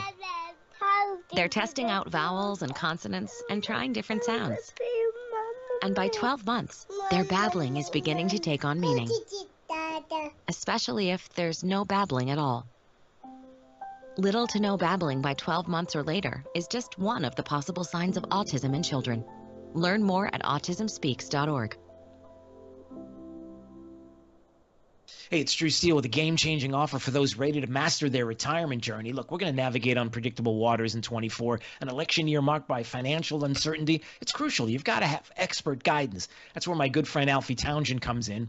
The Southwest Florida certified financial planner professional, Alfie brings unparalleled experience and insight to the table. His latest book, Making Waves in Retirement, it's not just a guide. It's your strategic compass for navigating the financial seas with confidence. Look, with decades of experience, Alfie has created a powerful roadmap It'll help you chart your course and make meaningful waves in your retirement. And for a limited time, you can get your hands on this book free. That's right, no cost. The book is more than just a collection of stories. It's a blueprint for achieving a prosperous and fulfilling retirement. So don't miss out. Text book to 239-747-1080 right now. It's book to 239-747-1080 and claim your free copy today. Let's make 24 the year you confidently steer towards a brighter financial future. Text book to 239-747-1080.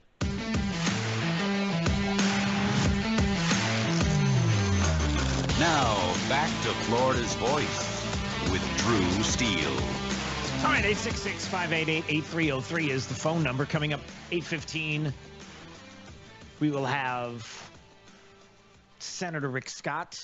A little after that, after the top 5 audio clips of the day, we will have Congressman Byron. So a busy day today, all on the way on Florida's Voice with Drew Steele. We appreciate you being here. All right, let's find out what's going on in the Florida's Voice newsroom right now. Top of the news. Top of the news. Florida's headlines. Now. All right, Anita's got the headlines. Anita, what you got? Hey, Drew, here's what's topping news around the state right now. Former President Donald Trump is set to attend a memorial in Miami. This is scheduled for October 7th, aiming to honor the victims of a tragic massacre in Israel. The gathering at the Trump National Doral is designed to be a solemn remembrance for the victims of a massacre that took place in Israel, and it shocked the world when it happened, and it did draw and has drawn international outrage. The event is expected to attract both local and international attendees, which will serve as a platform for reflection and solidarity. This week marks the beginning of a statewide bus tour, and this one is aimed at opposing Florida's controversial Amendment 4. That amendment, which is set for a referendum vote on November 5th, would potentially enshrine abortion rights into the state's constitution. The tour, sponsored by several anti-amendment groups, is to raise awareness and mobilize the public against what they call an extreme abortion agenda. The groups argue that the amendment would eliminate safety regulations and could lead to abortions until birth. Community, compassion, and cuisine. That's what a 2-time Super Bowl champ is working towards with a big event. And this one is supporting families and pets devastated by Hurricane Helene. Former NFL star Logan Ryan, known for his defensive skills on the field, is now defending animals and their families from the aftermath of nature's fury. We're talking about Hurricane Helene. Now, Ryan, along with his wife Ashley, they've organized this event called The Chowdown. And the event is scheduled for October 7th at Armature Works in Tampa. They're going to fundraise, and it's going to be a big foodie experience with top local restaurants competing and serving up delicious bites. And all of the funds raised from the event will go directly to the Ryan Animal Rescue Foundation, or RARF. Last year's Chowdown event raised a lot of money. We're talking about $160,000. And that just really shows the power of community when they all come together. Yep. All right, that's it for now. For these stories and more, head over to Florida's Voice. I'm Anita Padilla, the news director here at Florida's Voice. Have yourself a great day. Drew, back over to you. All right, we'll see you once again. You only do it each and every day. We'll see you tomorrow. From the Florida's Voice newsroom, that is Anita Padilla, top of the news each and every day. Yeah, some of the headlines, it's always good to hear. One of them, of course, is how the community comes together and to do so much. Hurricane victims. And, you know, sometimes we forget about the pets as well, the families and the pets that are impacted by hurricanes. And so it's always good to see how the community comes together and they don't wait and getting things done. And of course, how important it is to remember the amendments and this bus tour opposing the amendment for the pro-abortion amendment that has to be stopped. No on 4, no on 3. Thank you very much. And so to remember that. And again, people mobilizing, getting out there to get the message across to those that listen, may not still. It's hard to believe that still people would not be engaged, but it is happening. Yeah, there are people that are not ready to be engaged just yet. They wait until the very last minute. They don't have all the information that they need. And certainly the other side of it is making sure that you get the information, but also that people are busy. The other side of it is, look, and I realize that. That's why you have these bus tours and the like, because people got very busy schedules. They have a lot of things to do. You got to pick up the kids. They got the soccer and whatever you've got going on after school and all the work that you do each and every day. So those are really good to see. The community doing the hard work of getting information out and also helping people. So that's some good stuff right there. All right, what else do we have going on right now? Oh, I just saw this, and I wonder if there's a change afoot politically in this country, and it's all over the place. But I wasn't going to talk about it, but because I heard some of the audio clips and people have been texting me all morning long and said, did you hear Hung Kao in Virginia and this debate against the other Tim Kaine? They both want to be governor of the state of Virginia. Tim Kaine was the losing side of the other losing side of Hillary Clinton. You know? I don't know why that's so funny to me. But yeah, because it's, as a trivia question, people don't know. I've asked many, many times. Hillary Clinton's running mate. Do you remember who it was? Oh, I have no idea. Boy, I'll tell you what. There's nothing like being the also ran on a ticket that ran and lost, and nobody even knows your name. But yeah, Tim Kaine is running for governor in the state of Virginia along with Hung Kao. Now, Hung Kao is someone who's a retired Navy captain, came to the U.S. as a refugee from Vietnam in 1975, has really lived, you might say, the American dream, and wants to serve in Virginia as the governor of the state. Now, here we are, a statewide show in Florida, and you might be asking, well, why would you play clips of Hung Kao yesterday in this debate? Because I wonder, when you hear this audio, again, there are people that are like, wow, please, please, please, Virginia, vote this person in for governor, this Republican. This guy is the real deal. But also, I want you to listen to the questions and answers and how deliberate some of the answers are, where, not worried about the feels of the left. The people that will say, you can't say that. You can't talk like that. You can't say things like this. That's too harsh. That's too, you're hurting my feelings, or you're making me feel bad, or what are you saying? That's insulting. I wonder if there's a change afoot across the country where people are like, no longer am I going to be quiet about things that bother me, and really say things like they are. And let me just play a couple of clips. For example, this is Hung Kao being asked about if he supports mass deportation as an immigrant himself. That's the way they couch the question.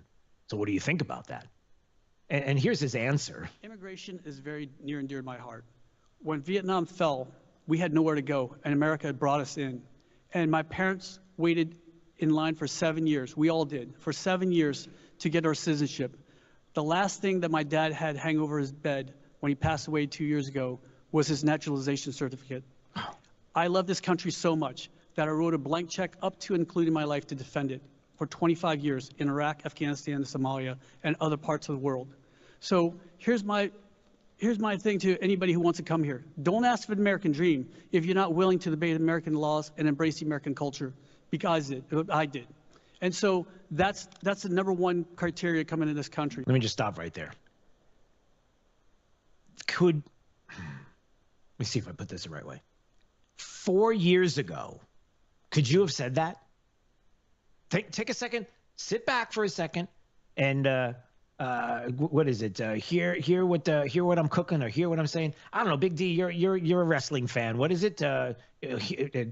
Hear what I'm putting down, or hear what the Rock is cooking, or wasn't that the Rock? Smell what the Rock is cooking? Yeah, okay. Smell what the Rock is cooking. All right. Do you smell what the Steel is saying? Yeah, doesn't have the same appeal. Just hear what I'm saying. So he just said, again, listening to this. 25 years in Iraq, Afghanistan, Somalia, and other parts of the world. Yep. So here's my here's my thing to anybody who wants to come here. Don't ask for the American dream if you're not willing to obey American laws and embrace the American culture. Right. Don't ask for the American dream if you're not willing to embrace the American laws and culture. Could you have said that 4 years ago? Oh, you can't do that there. I'm going to call you every Istanobia in the book. Really? Is that what you're going to do to Hung Kao? Really? Is that what you would do? Because that is a legitimate question. If you're coming to this country, do you want to be part of the fabric of the United States? Or, as some people have said to me, are you just here to collect a check? It sounds harsh, but it is a real legitimate question to ask. Look, why are you here? There's no place else to go. I get that. But no place else to go for what? To be part of this country, to be part of the fabric of the country, to be a citizen because you love America and the culture? You know, people would say, well, we're, multiculturalism, that's where we shine. Well, wait a second. Multiculturalism is nice when it is part of being the fabric of the country and being an American citizen, some might say first. America first. What's wrong with that? Now, some of you may disagree, but I can tell you 4 years ago, I doubt you could have said something like that.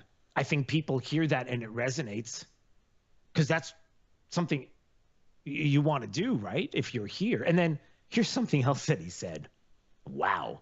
This is going to be played probably today over and over again, all across different platforms, because some will listen to this and hear something completely different than what retired Navy Captain Hung Kao is talking about. They brought up low military recruitment numbers. Are you ready for this? So they ask him, well, what about that? Why do we have this problem right now with low military recruitment?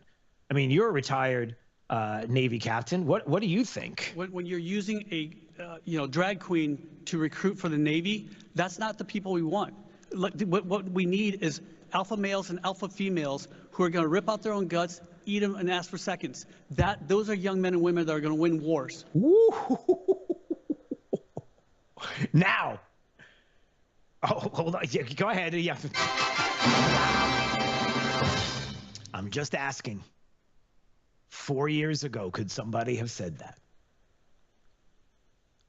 When you hear him say that, what do you think? Does that make you squirm? Does that bother you? Does that hurt your feelings? Do you get the feels? Is that every Istanobia in the book and we're going to throw it at him? Or is that a real legitimate question to ask?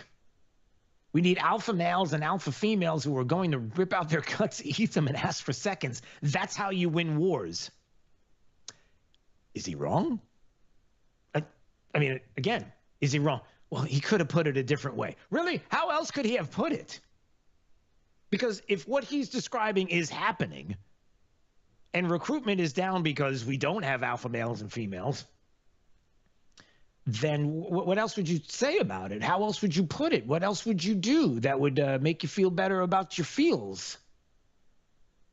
You know, it is something truly that it needs to be talked about. And I bring this up because, look, here in the state of Florida, we know where we stand with the legislature. We know where we stand with the governor. Newsflash, I don't know if you all realize this or not. Breaking news. It's a bombshell. This just in. Hold on a second. Let me get my paperwork.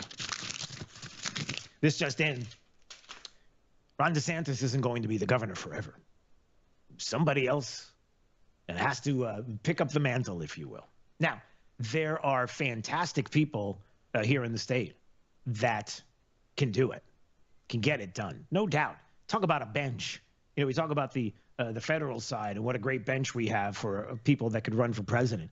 How about the people here in the state that will be running for governor in 26? Hello, we got a fantastic bench, which is a great thing.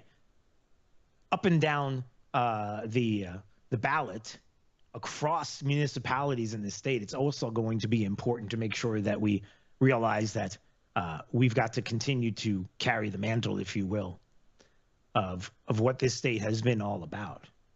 But you also have to have people who are not afraid to speak not your truth, but the truth.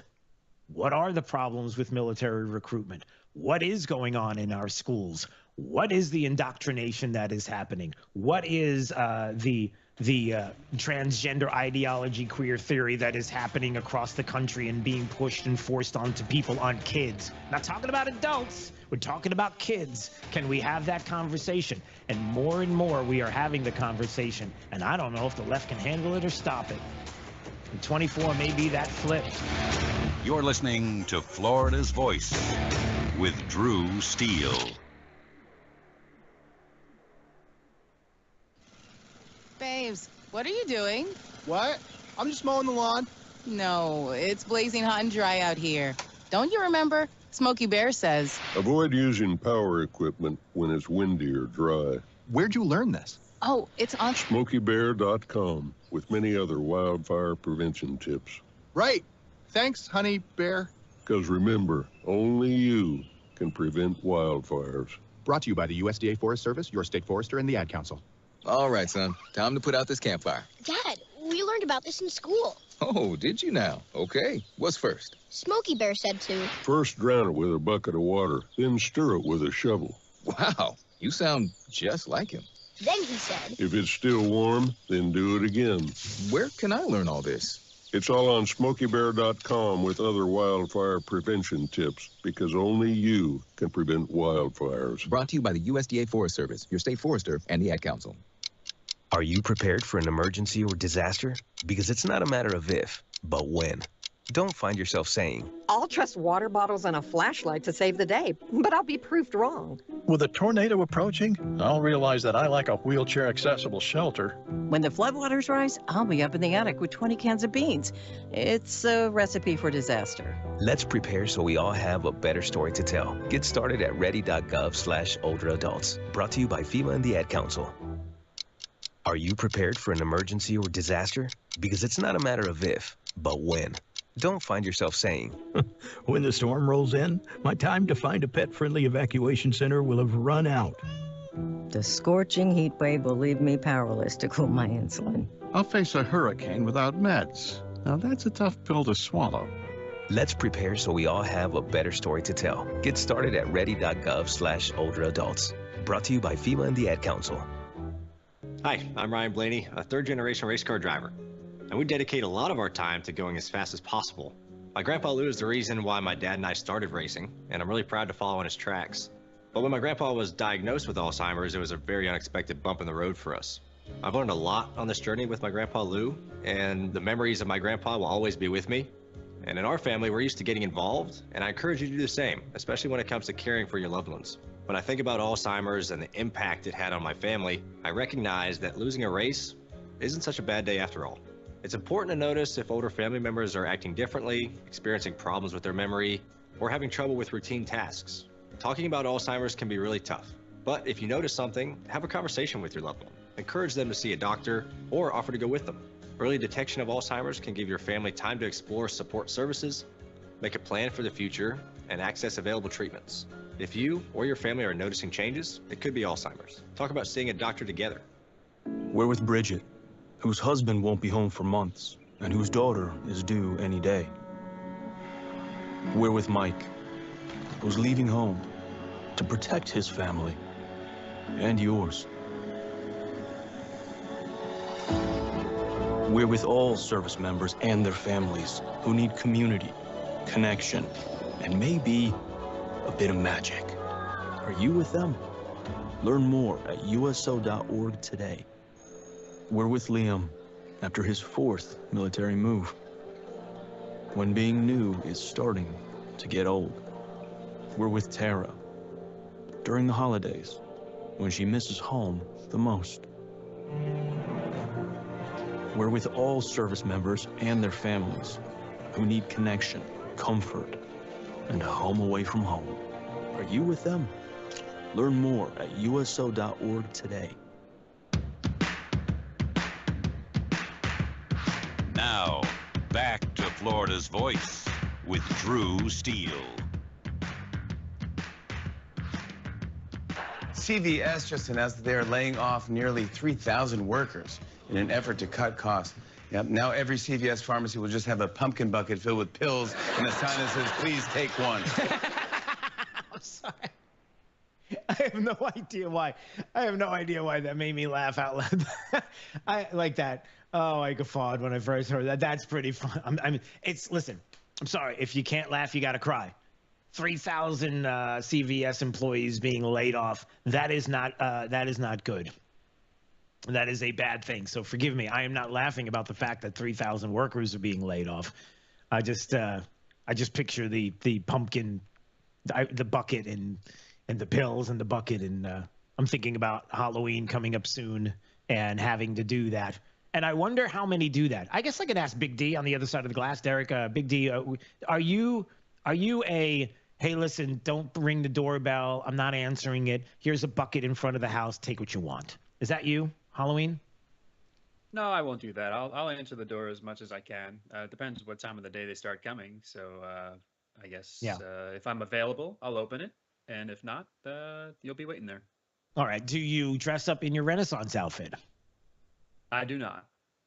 Why not? What are you embarrassed that you're a big fan of Renaissance fairs? Are you embarrassed to tell people right now your love for Renaissance culture? Is that what you're saying? Maybe once you convince me to go to the Sarasota one, was it? Oh, man. Maybe I'll have a little different mindset afterwards. Oh, it's so good. So good. You got to do it. You got to go. Listen, the Renaissance fairs, they're fun. It's an enjoyable time. People are having a good time. You know, you don't, unless you, I was going to say, it's one of those things where you would go or places you would go and you can just forget about the world for a minute. No politics or anything. Of course, they're the people jousting, and politically they might be motivated to joust. But I'm saying, you know, you just dismiss all of that, and you just go and you unplug, and then you walk around and you just pretend for a little while. Pretend that you're in I was going to say a better place, but no running water and the toiletry issue might be a thing, and then the jousting and but other than that, Renaissance fairs are really good, and who doesn't like walking around with a giant turkey leg in their hand? I was just about to ask, is there good food? Of course.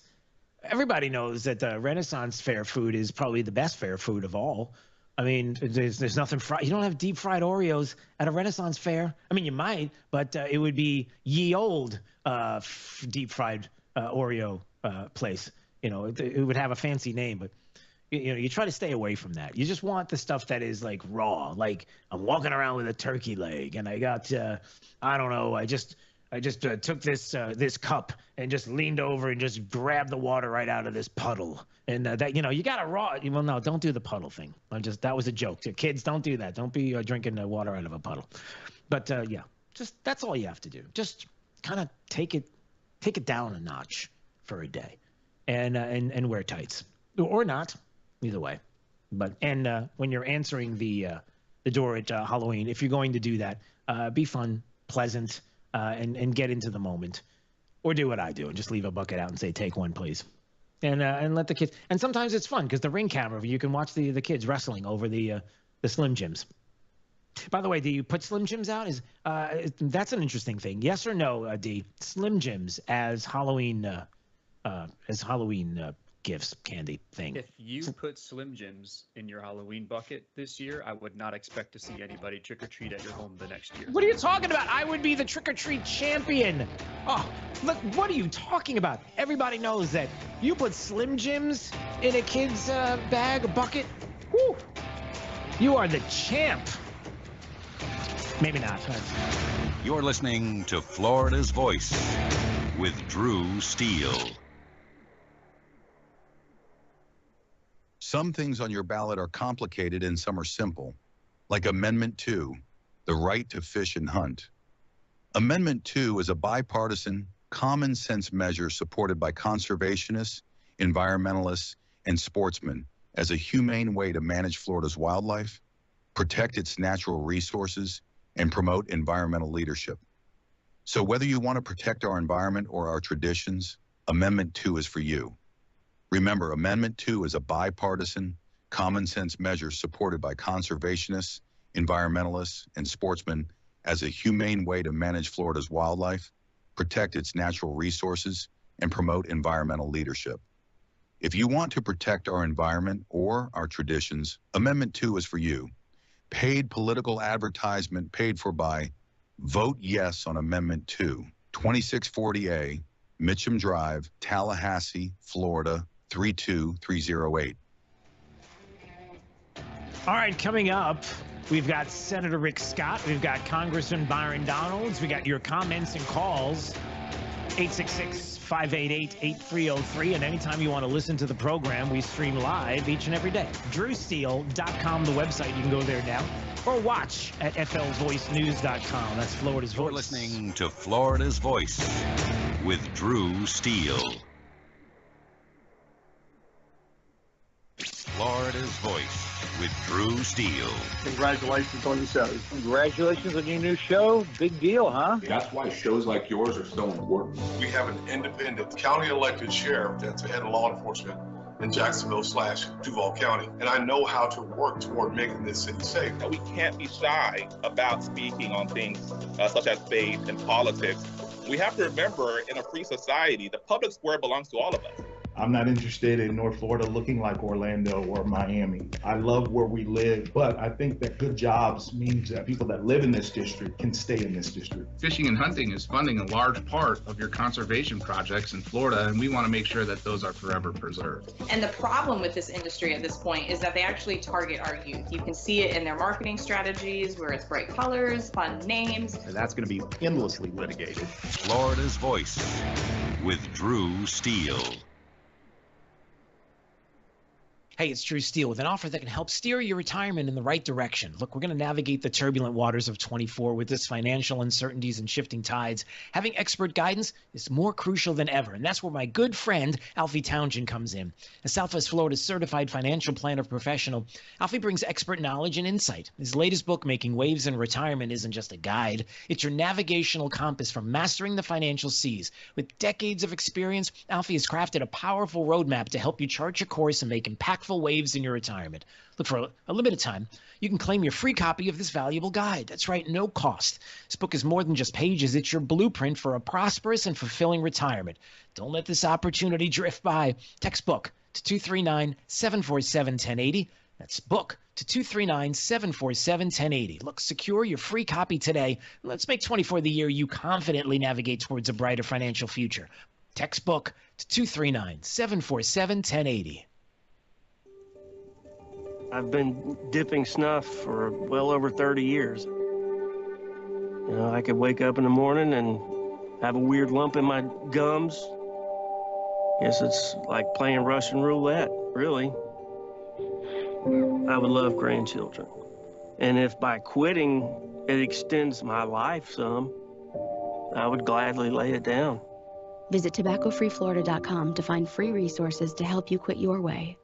Today, push harder, push forward, push vigorously. There are things that I am hiding from people that I'm trying to inspire. You can do whatever you set your mind to. I feel like a hypocrite a lot of the times. Don't give up on yourself ever. Smoking, I hide it because I'm ashamed of it. I want to get out of the shadow. I want to show people there is light away from the darkness. I am going to quit. Visit tobaccofreeflorida.com to find free resources to help you quit your way. We're with Bridget, whose husband won't be home for months, and whose daughter is due any day. We're with Mike, who's leaving home to protect his family and yours. We're with all service members and their families who need community, connection, and maybe a bit of magic. Are you with them? Learn more at uso.org today. We're with Liam after his 4th military move, when being new is starting to get old. We're with Tara during the holidays, when she misses home the most. We're with all service members and their families who need connection, comfort, and a home away from home. Are you with them? Learn more at uso.org today. Radical anti-hunting forces are working to ban fishing and hunting across the country. These extreme attacks on our heritage must be met. Thankfully, the International Order of T. Roosevelt is fighting back as the nation's premier organization defending our rights to fish and hunt. This April, you can step into the arena with us and join our fight in Naples, Florida. Join us at the historic Ritz-Carlton Tiburon and hear from world-class speakers, including Tucker Carlson. The annual event is the best place for conservationists, anglers, hunters, and all those who want to protect the outdoors to come together, build strategies to protect our rights, and expand opportunities in the future for generations to come. Visit IOTR.org to learn more about our organization and to sign up to see Tucker in April. Visit IOTR.org to learn more about our organization and to sign up to see Tucker in April. You don't want to miss this event. What I know about courage, I learned from my adoptive mom.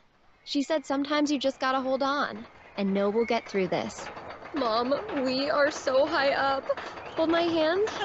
No, you hold my hand. Here we go. Learn about adopting a teen from foster care. You can't imagine the reward. Visit adoptuskids.org to find out more. I learned patience from my adoptive dad. All he had to say was, "Hey, you got this. Just breathe." Hey, we're pretty good. Yeah. Might have to start a band. I got it. Learn about adopting a teen from foster care. You can't imagine the reward. Visit adoptuskids.org to find out more. This message is brought to you by Adopt US Kids, the U.S. Department of Health and Human Services, and the Ad Council. Thank you for waking us all up out here. For all you do. Thank you for giving us the voice. For being out there helping keep the constitutional republic. I want to thank you for your support for veterans in the military. Educating us. Standing up for conservatism. Giving us the truth. Florida's Voice with Drew Steele. Well, hey, Florida, thank you so much for making this program a part of your day. We are humbled by that. We appreciate it. 866-588-8303 is the phone number. DrewSteele.com is the website. Steele has 3 E's. You can go there and listen to the program if you're in your car, on your computer, at work, wherever you are. And if you want to watch the program at any of our social media sites, at FL Voice News, that would be YouTube, Rumble, X, and you can go to flvoicenews.com as well, Florida's Voice, the website, to get all the latest statewide news and anything that would be about this mug right here. I'm pointing to myself because you can click there and you can watch as well. Coming up, scheduled to join us, Senator Rick Scott and Congressman Byron Donalds, all on the way. You know, the media is a funny thing. When I mean funny, I mean, lying. What are they? They are lying. Lying dog-faced pony soldier. Yeah, no, that really wasn't what I was thinking, but yeah, I mean, kind of, sort of. But it's funny how the media shapes a narrative and how people will run with what they hear out of the mainstream alphabet media that's been out there for a long time. That some will continue to go there. Others have figured out exactly where they should go to get the truth. Not your truth, but the truth, like right here at Florida's Voice. And I bring this up because a couple of things happened yesterday. And, you know, some real-time fact-checking happening. Corey Lewandowski was on with Jim Acosta on CNN, and a couple of interesting things happened. One was a moment of fact-checking when you had Corey Lewandowski, who said to Jim Acosta, "Did Hillary Clinton honor the results? No. Did Democrats honor the results?" Yes, she did. She called it. Yeah, she honored the results. Remember when so Corey Lewandowski was talking about this election and the election cycle, and again, the idea being brought up that Hillary Clinton was the one person who was absolutely, definitely behind the results of the 2016 election. Corey Lewandowski's like, she wasn't. And of course, Jim Acosta's like, oh, yes, she was. Well, hold on a second. The receipts. The one thing that Trump is fearful of when it comes to his being president is that finally we will see how illegitimate his victory actually was. He's an illegitimate president. Trump knows he's an illegitimate president. Okay, so there's plenty of that. I mean, it goes on for another 35 seconds, but you don't need to hear any more. I mean, you get the whole thing with Hillary. Every time I think about Trump, I get allergic. Yeah, I know. I get it. So again, shaping a narrative. There's a lie that's put out there that Donald Trump against the election, election denier. He's the one. He's the guy. And Hillary Clinton never did that. And then, of course, you have the receipts and the evidence shaping a narrative, because there are some out there that will go to CNN as the only resource. And then here's another one. And this is an important one. So we learned recently a couple of things. Number one, a very disturbing story that is out there that has to do with hurricane relief. And Alejandro Mayorkas, who's warning that FEMA doesn't have enough funding to last through hurricane season. That's not me talking, that's AP. Oh, and also that FEMA has spent over $1 billion resettling illegals into this country over the last 2 years. That's pretty disturbing stuff.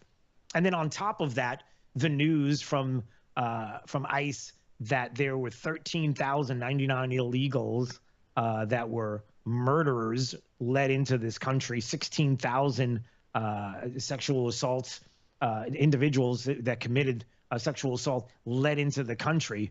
And Corey Lewandowski wanted to remind CNN and Jim Acosta of this, and I want you to listen to the response. You know what I can say, Jim? I can say that 13,099 murderers were led into this country, 16,000 rapists, 425,000 people in the last 4 years have been led into this country by Kamala Harris and Joe Biden's own Customs and Border Protection. Let me just stop right there. Did you catch it?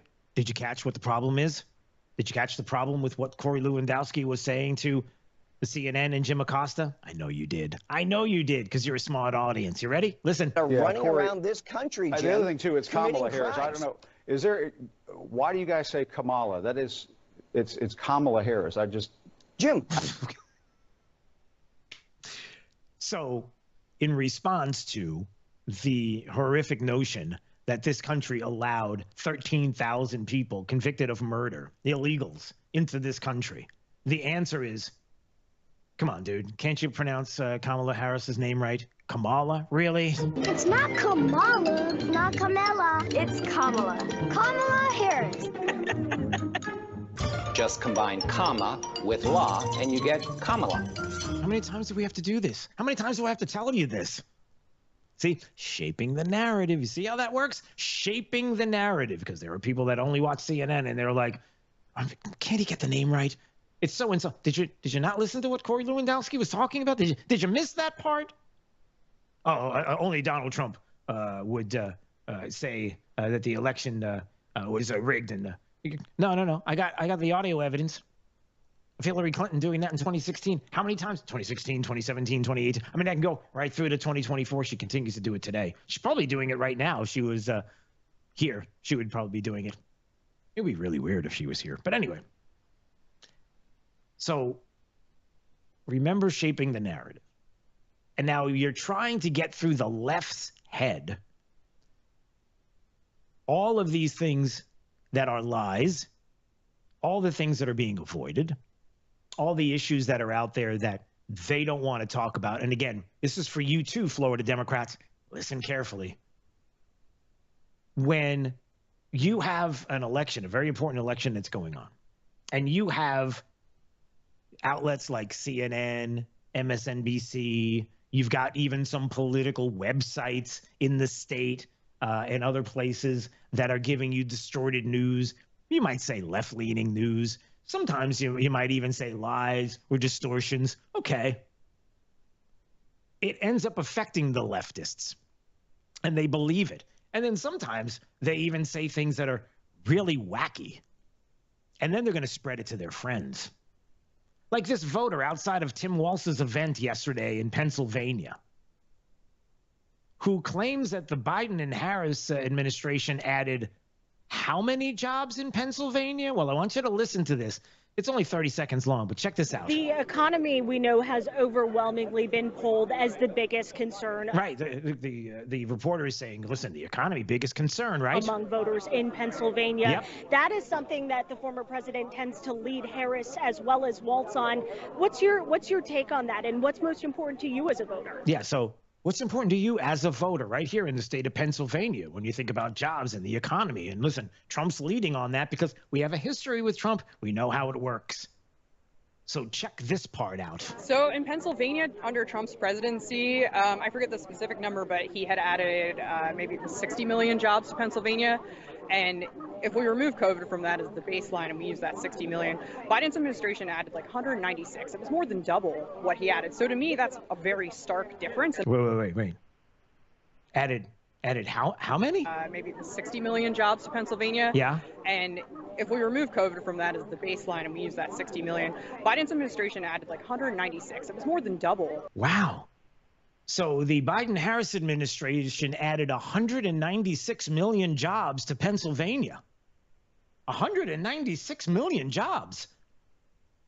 Why are we not voting for these people? It's amazing. They created 196 million jobs in the state of Pennsylvania alone. Now, I know there's probably only 14 or 15 million people that live in the state of Pennsylvania, and there's only 333 or 34 or whatever it is million people that live in the United States. But don't let that stop you, lefties. Come on now. Oh, and by the way, we come to find out through Greg Price, who is a fantastic follow on X. Greg Price, who discovered that the person that was talking right there, turns out that they're an elected school board member in Central York, Pennsylvania. That's right. Your school board member wants to let the news media know that they've been fed the information from probably CNN, MSNBC, maybe even some lefty websites, could be even here in the state of Florida. I'm not going to name any names, but you can guess.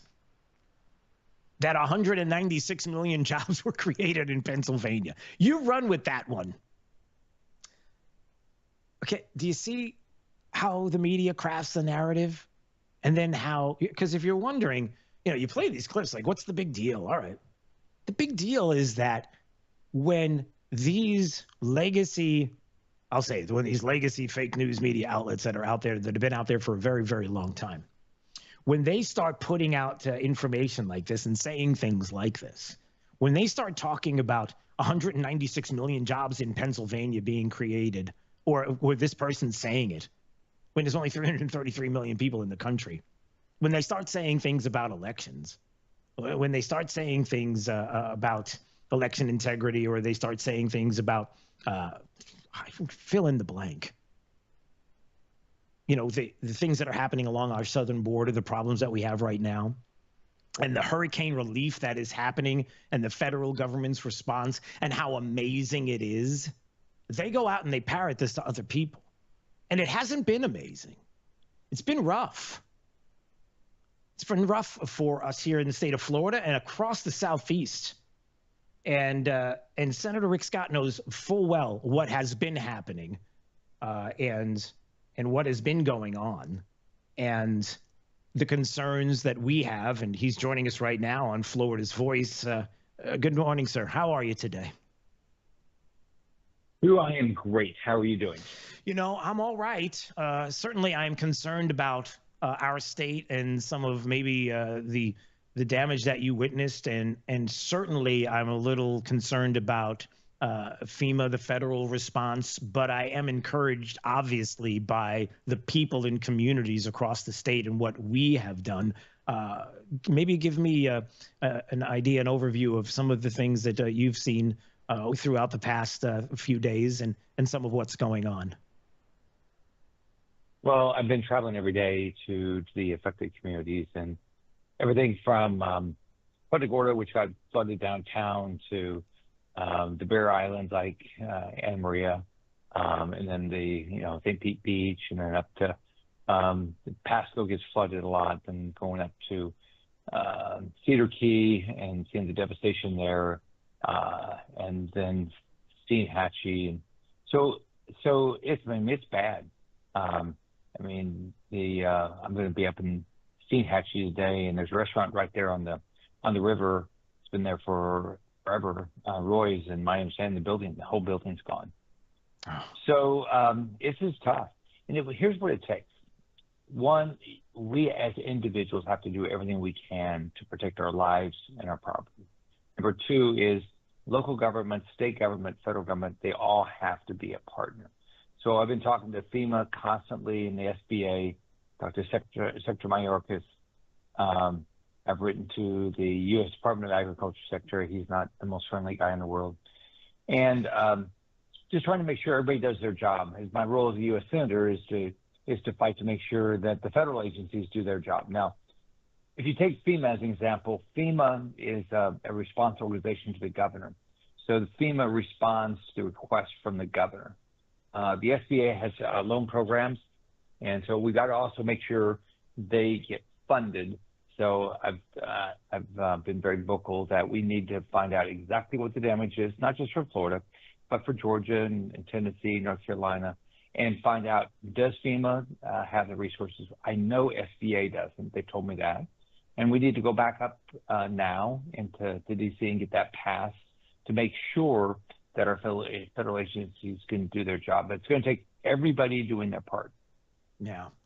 You know, I always marvel at how how communities come through first, how people on the streets in the communities getting things done, willing to get dirty, willing to get out there and try to get the communities back on track. How they don't necessarily, I mean, they know they're looking to the government, they're looking to FEMA for help ultimately, but still how the communities come together and get things done. It's you always hear these unbelievable stories of people coming together, you know, and one of the things I worry about is some of the stories that we're hearing about FEMA today. You know, when Mayorkas is, according to the AP, when Mayorkas is saying that, you know, it doesn't have enough funding to last through hurricane season, where's the money? How is that possible? And how can we trust a federal bureaucracy that's telling us that trust us, but yet all of these tax dollars we've given to you, we're not going to have enough to fund what we're here to help you with. Do you have a thought on that? Well, Chuck Schumer has decided not to fund them. The disaster didn't hit, you know, they haven't had a disaster hit New York, so he doesn't care.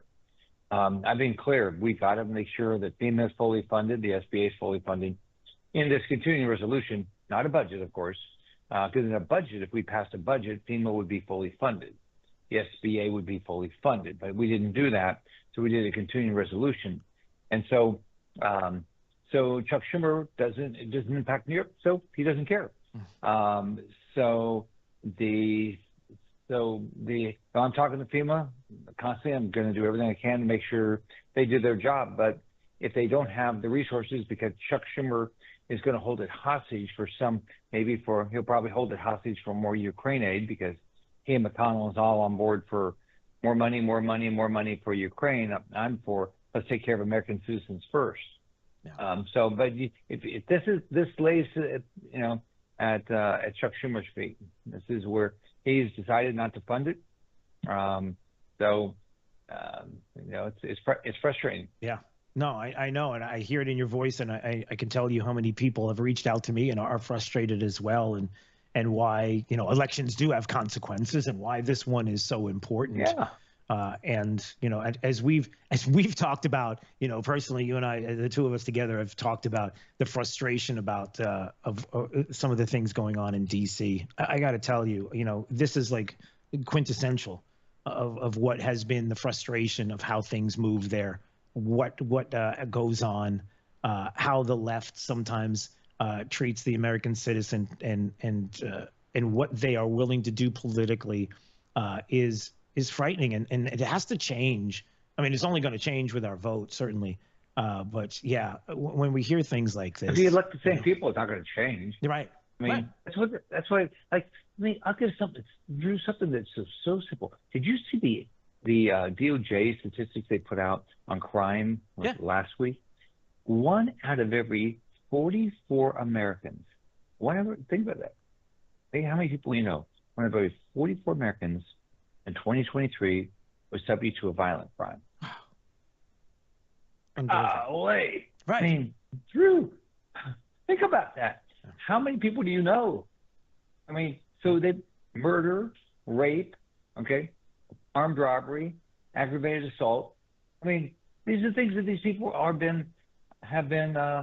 happened to people in our country, and the left says, "Oh, I don't care." Think about it. We have great sheriffs. So you take Lee County, Sheriff, you know, Marcino does a great job. So the crime rate's way lower here. So how bad is it in Chicago? Because we know in Florida it's lower than that. Right. So it must be way higher. Chicago and New York and San Francisco and places like that, all these sanctuary cities. Yeah, it's true. And you know, you see this, and you know, obviously it can't stay this way, right? I mean, people have to wake up. And I've said this to a few different people just this week. even if you are in the middle and independent, if you're someone who is a Democrat, I'm not even going to say a leftist, but a Democrat, you're living through everything that we all are living through. You're living through the prices at the grocery store. You're living through the crime that you just described. You like this stuff? Right? Of course not. You like an open border? No. You like what? I mean, hundreds of thousands of criminals have come into our country. How long is it going to take to clean that up? Look at the inflation. How long is it going to take to get? I mean, look at the cost of everything. And do you think they act like, oh, inflation is getting better? No, it's still going up. Right. Why is it going up? Why do prices have to go up? They don't. It's because these Democrats want to vote for spend. So does it bother you what's going on in Israel? Where, when Trump was president, we weren't at war. I mean, it looks like we're headed to World War III. Yeah. I mean, golly, if I don't know what American can say, man, this is so good, man. I love it with Biden and Harris because they're just taking care of me. I mean, my inflation, it's bad. I forgot. Oh, there's no more full-time jobs. We have less. That crime. I guess maybe that'll impact somebody else. I mean, this is stupidity if we keep voting for this. Yeah, what an important point, right? It's about sometimes in the past people would look and say, those crime statistics, that's in some other city, or something that's going on along the border. That's affecting other people in other areas. Yeah, and then now you're looking at all of these things that they see, and it's happening at their front door. It's happening to them. How do you continue to vote for that? Your kids dying of fentanyl. It's coming across the border. Yeah. Close the border. Right. Yeah. Stop this stuff. Yeah. Stop it. I don't want more drugs. I don't want more criminals. I want really good people to come and move into our country that want to live our dream. They don't want terrorist criminals or drugs. None. Zero. Yeah. Well, I know you've been working hard, and your leadership has been incredible, and how it is. Sometimes I don't know how you do it. Sometimes, you're being in D.C. and seeing the things that you're witnessing and, and pushing back and against the left and how that's tough. But, let's hope and pray, quite honestly, that, it's going to get better. We're going to figure it out. Yeah, that we're going to figure it out. Americans are smart. Yep. Floridians are resilient. Yep. Just like this. Floridians are resilient. I tell people all these hurricanes and storms, guys, you got to think about keeping yourself alive, because we can rebuild all this stuff. But think about it, we lost people because they didn't evacuate. Think of what happened with Ian. How many people didn't evacuate? Yeah. Oh, it's only a Category 3. I can take it a Category 3. No. Think about storm surge. That's what's going to kill you. Yeah. Right. All right, Senator. We always appreciate having you on the program. All the best. God bless, and we'll see you soon. Okay. All right. All right. See you, Drew. Bye-bye. Right, see you. That's Senator Rick Scott joining us on Florida's Voice. I dare say friend of the show. And listen, he's not wrong. You can't keep voting for this. You can't do it. Again, Florida Democrats who listen to the program, watching the program, come on. You can't back these policies. You just can't. You can't continue to see what is happening with inflation and try to blame somebody else. You can't keep looking at what's going on the border and try to blame somebody else. You can't keep seeing the crisis of fentanyl and try to blame somebody else. You know where we are now and how we got to this place, and stop thinking that it's Donald Trump's fault.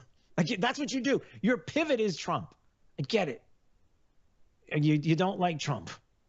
But we also get on this program that Trump's just the first of many to come for you lefties.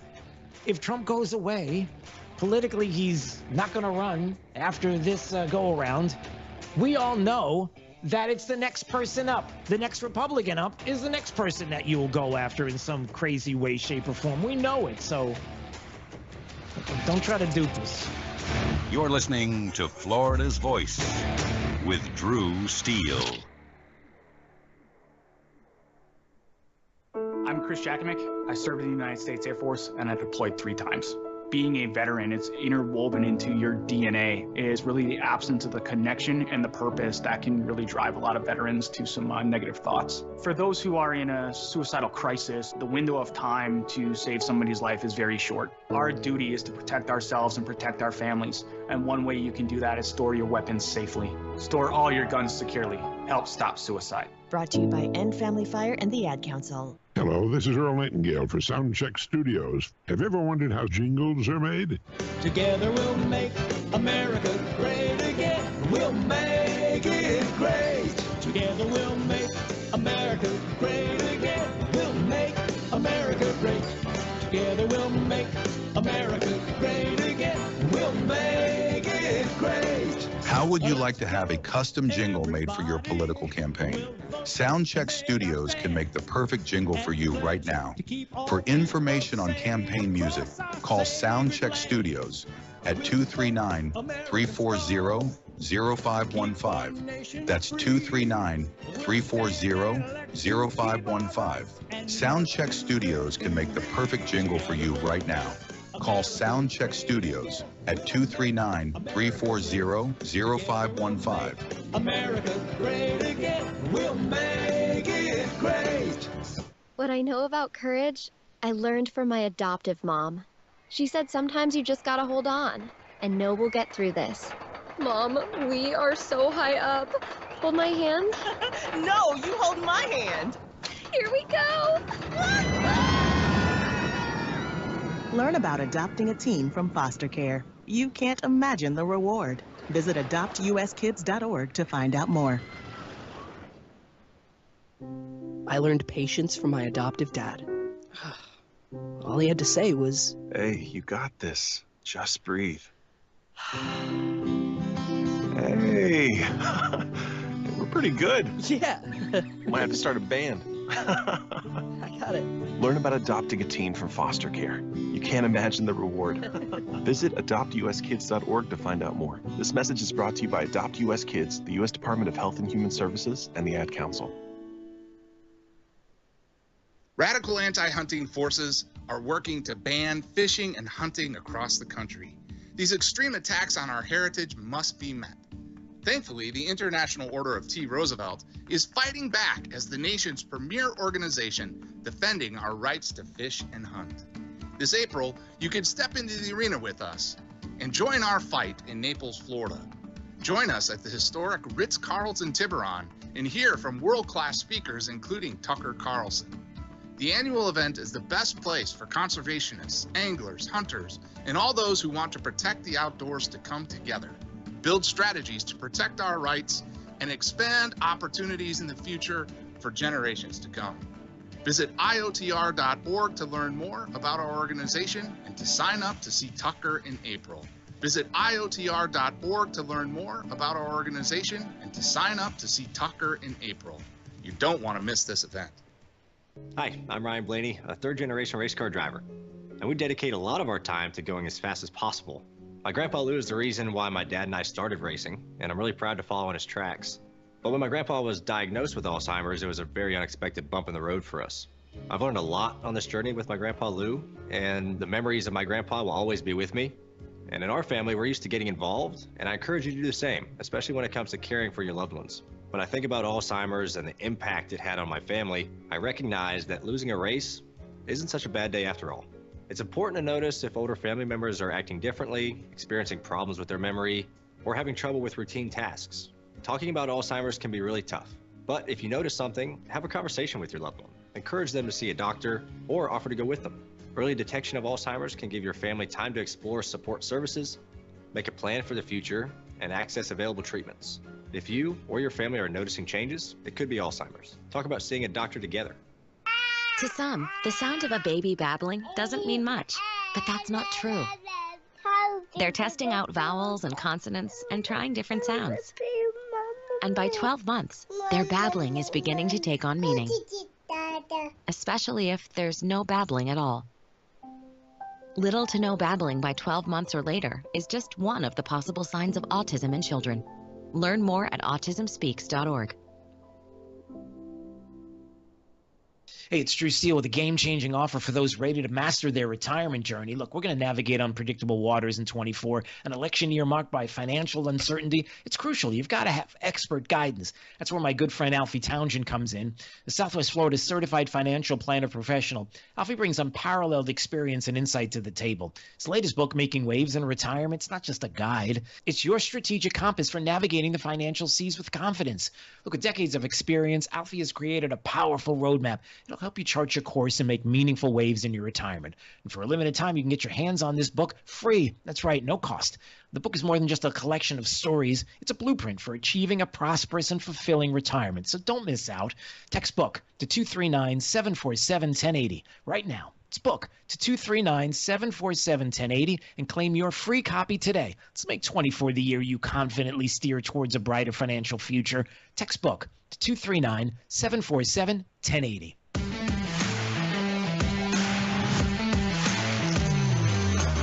Now, back to Florida's Voice with Drew Steele. All right, let's do this right now. It is time for the top 5 audio clips of the day. Here we go. It's my top 5. 5, 4, 3, 2, 1. This is Drew's top 5. Number 5. So that's really where the missing piece is the federal piece. And again, let's go ahead and point out the obvious, which is that FEMA had utilized a large majority of the personnel who should be here taking care of this to be replaced or repurposed, if you will, for immigration resettlement, when we need to be focusing on Americans and what's going on, whether it be in Maui, Palestine, Ohio, Florida. Wow. All right. So that is Representative Corey Mills, who was on the ground in North Carolina, who was talking about, there was money that was being diverted from FEMA, $1 billion being diverted. And it was going to the housing and taking care of illegals in this country. And now we're finding out that according to DHS Secretary Mayorkas, not enough money through FEMA to last through hurricane season. I wonder why. Well, now you know why. Number 4. Yeah, look, I have my dates wrong. I was in Hong Kong in China in 1989. That move from Hong Kong into China, it was profound for me. That was the summer of democracy. I said it's where I understood how sacred democracy was. It's what encouraged me, about 15 back and forth with my students, taking them to China. I'm just going to stop for a second. I've never met somebody, I guess, there are people that are out there, but I personally have never heard somebody who was so dedicated to China to make all of these trips over and over and over and over again, and to bring students and bring dancers and bring all these people to China back in the 80s. And that was him trying to explain I was there in Tiananmen Square in 89. No, you weren't. Can you explain that? I was always there. I was out in China. Well, it's amazing. How do you travel so much to China on a teacher's budget? That question and the dedication to going so much. It's kind of strange, odd, this dedication to China back in the day for Tim Walz. Well, if you're a big lefty and you love socialism and the like, nothing like being close to the communism to find out more about it. Is that what it is? Number 3. The drone can spin fast enough in midair such that the mechanism will fling open and you can sky dump on your neighbors or wherever you want to make that happen. Patrolling, detecting, picking up, and dropping off is the poop copter at its core. Oh, my. All right, so there's a guy in Minnesota, an inventor, who just unveiled the poop copter. It's the world's first aerial-bound, self-guided dog poop removal system. Is there anything else you could work on besides that? It sounds good, but come on now. Number 2. And the federal relief and assistance that we have been providing has included FEMA providing $750 for folks who need immediate needs being met. A little worried about that. Kamala Harris showing up in Augusta, Georgia to let people know that, listen, FEMA doesn't have a whole lot of money, but we got at least $750 to Americans who have lost their homes due to flooding from Hurricane Helene. Oh, and by the way, there's Zelensky there from Ukraine. He's got another couple of $1 billion in his pocket. Listen, I know we've only got $750, but there's a lot of, look at all the money going out to Ukraine. See, that's where people get a little upset about the whole deal. Number 1. Let me close with this. nobody can deny the impact of climate crisis anymore. At least I hope they don't. They must be brain dead if they do. Wow. You know what? Forgive me, but this is probably a rude way to put this, but I'm not sure that Joe Biden should be talking about people who are brain dead. But anyway, that's rude. That's not nice. Kids, be nice. Don't say things like that. Don't be like me. Anyway, that's Joe Biden, who is there yesterday talking about the hurricane disaster relief and some of the things that the federal government is doing, and just wants to let people know that if you don't think climate change is real, you're brain dead. I feel pretty alive, to be honest with you. Drew's Top 5. Yeah, the whole climate change. I'm sorry, I'm not going with that. But, you know, the left, never to miss one of those special opportunities to lie. Did I say lie? To obfuscate. Did I say obfuscate? I mean, to bring up things that politically will, I guess, help them. That the reason why the hurricane hit, Hurricane Helene, and we've had a few hurricanes, and we've had them through Florida, and the reason why they've been so strong is because climate change. And all we have to do now is spend a ton of money. And it's a known fact that hurricanes despise George Washington. They always have. And if you take a dollar bill and you hold it up to a hurricane and you show them the money that you're going to spend on climate change at the hurricane, it will literally move away from you, and you won't have to worry about it any longer. It's that kind of situation. Said nobody ever. But for some reason, I guess those that believe in climate change and the fact that if we throw enough money at it, we can stop all of this. I don't know where else to go with the comment of Joe Biden talking to people about being brain dead. Anyway, all right. Well, let's move on from that. Congressman Byron Donalds is joining us right now on Florida's Voice. A lot of other things we can discuss. First of all, how are you today, sir? I'm doing good, Drew. The real damning thing is, you know, this, again, super slow response from the federal government to crisis. We know Joe Biden's not running the country. And to be blunt, Kamala Harris isn't going to fare much better. Drew, she was in San Francisco at a fundraiser when Hurricane Helene made landfall. Now, listen, Governor DeSantis, he was supposed to be out of town, as I understand it. He broke his plans to make sure he was back in Florida. She's running for president, and it's not like they got a money problem over there, and she could have stopped her plans to actually get back on Air Force Two to figure out exactly what was happening, and or explaining to her boss, the president, waking him up or whatever's going on with Joe Biden to make sure that the federal response is accurate and tip-top. We are seeing a glimpse into a presidency of Kamala Harris right now. And what do we see? Slow to respond, won't answer questions, won't be held accountable, nowhere to be found. But the jacket looks nice, though. Oh, yeah, no, it was really nice there in Augusta. So it's pretty fancy. I'll tell you what, the embroidery is it's got to be super expensive. I'll bet you it's probably $750 at least to get that embroidery on there. You know, people are upset about that. Kamala Harris talking about $750 to Americans, and then Mayorkas saying, hey, listen, for the rest of hurricane season, yeah, we're tapped out. And then thinking about the money going out to Ukraine and the billions of dollars. People can't make sense of it. They just can't. No, nobody. The reason why is because it makes no sense. Drew, the $750 thing, that's what was happening in Southwest Florida during Hurricane Ian. People here were upset. They were like, wait, all we get is $750? Here's how truly dumb it is. And this is where the federal government, FEMA included, have to be completely reformed. So they give you $750, right? Where are you going to spend it? The stores are closed. You can't get gas. These are the same complaints I had of FEMA. Where are you going to spend this money you're giving people? And by the way, it takes them a couple weeks to process it anyway. Where are you going to spend this money? Most of the stores are closed. And so the other thing that, and I'm glad my colleagues are starting to speak up about this, Fort Bragg is basically right down the street in western North Carolina, Fort Liberty. How come those soldiers aren't being deployed with emergency response? That's not violating posse comitatus of unleashing the U.S. military on the nation. No, it's not. It's using military assets to help Americans in a major time of need.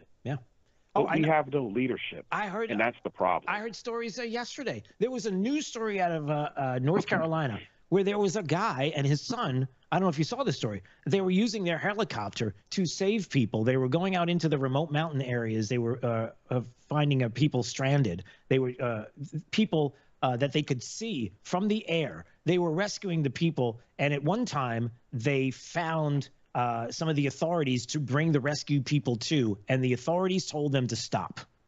Don't do it anymore. And if you do it, we will arrest you. Are you kidding me? Arrest a person who's saving lives? Yeah, because you're getting in the way of what we need to do. Well, I'm there and you're not. I mean, it's so obvious. It's that kind of movement from the federal government that drives people crazy. Listen, it is the most tone-deaf thing I've ever seen. First of all, neither one of them need to remain in the White House as far as I'm concerned, because we simply do not have the leadership that you need. And leadership isn't about reading the teleprompter because that's what your staff sent you or gave you to read. It's about seeing the issues as they occur and making judgment calls to go in and act. And then you can figure it out later. My biggest beef with FEMA, Drew, you heard me talk about this 2 years ago. My biggest beef with FEMA is they come in with their clipboard and they're busy checking everybody's records and trying to figure out how to manage the money, as opposed to, being an emergency management agency and managing the emergency, getting in there, helping people, and standing up these communities as quickly as you can. The decisions are way too slow. It's highly bureaucratic. And really, this is because you don't have leadership at the top. Yeah. It really is a mess. When I talked to some of my colleagues a couple days ago who were in these disaster areas, the number one thing I was telling them, you got to keep your foot on the neck of FEMA. Because if you don't, they're going to turn into a massive bureaucracy that's too slow to respond, while your citizens are either going to continue to starve or go without power, go without water. Yeah. Congressman Byron Donald is joining us on Florida's Voice.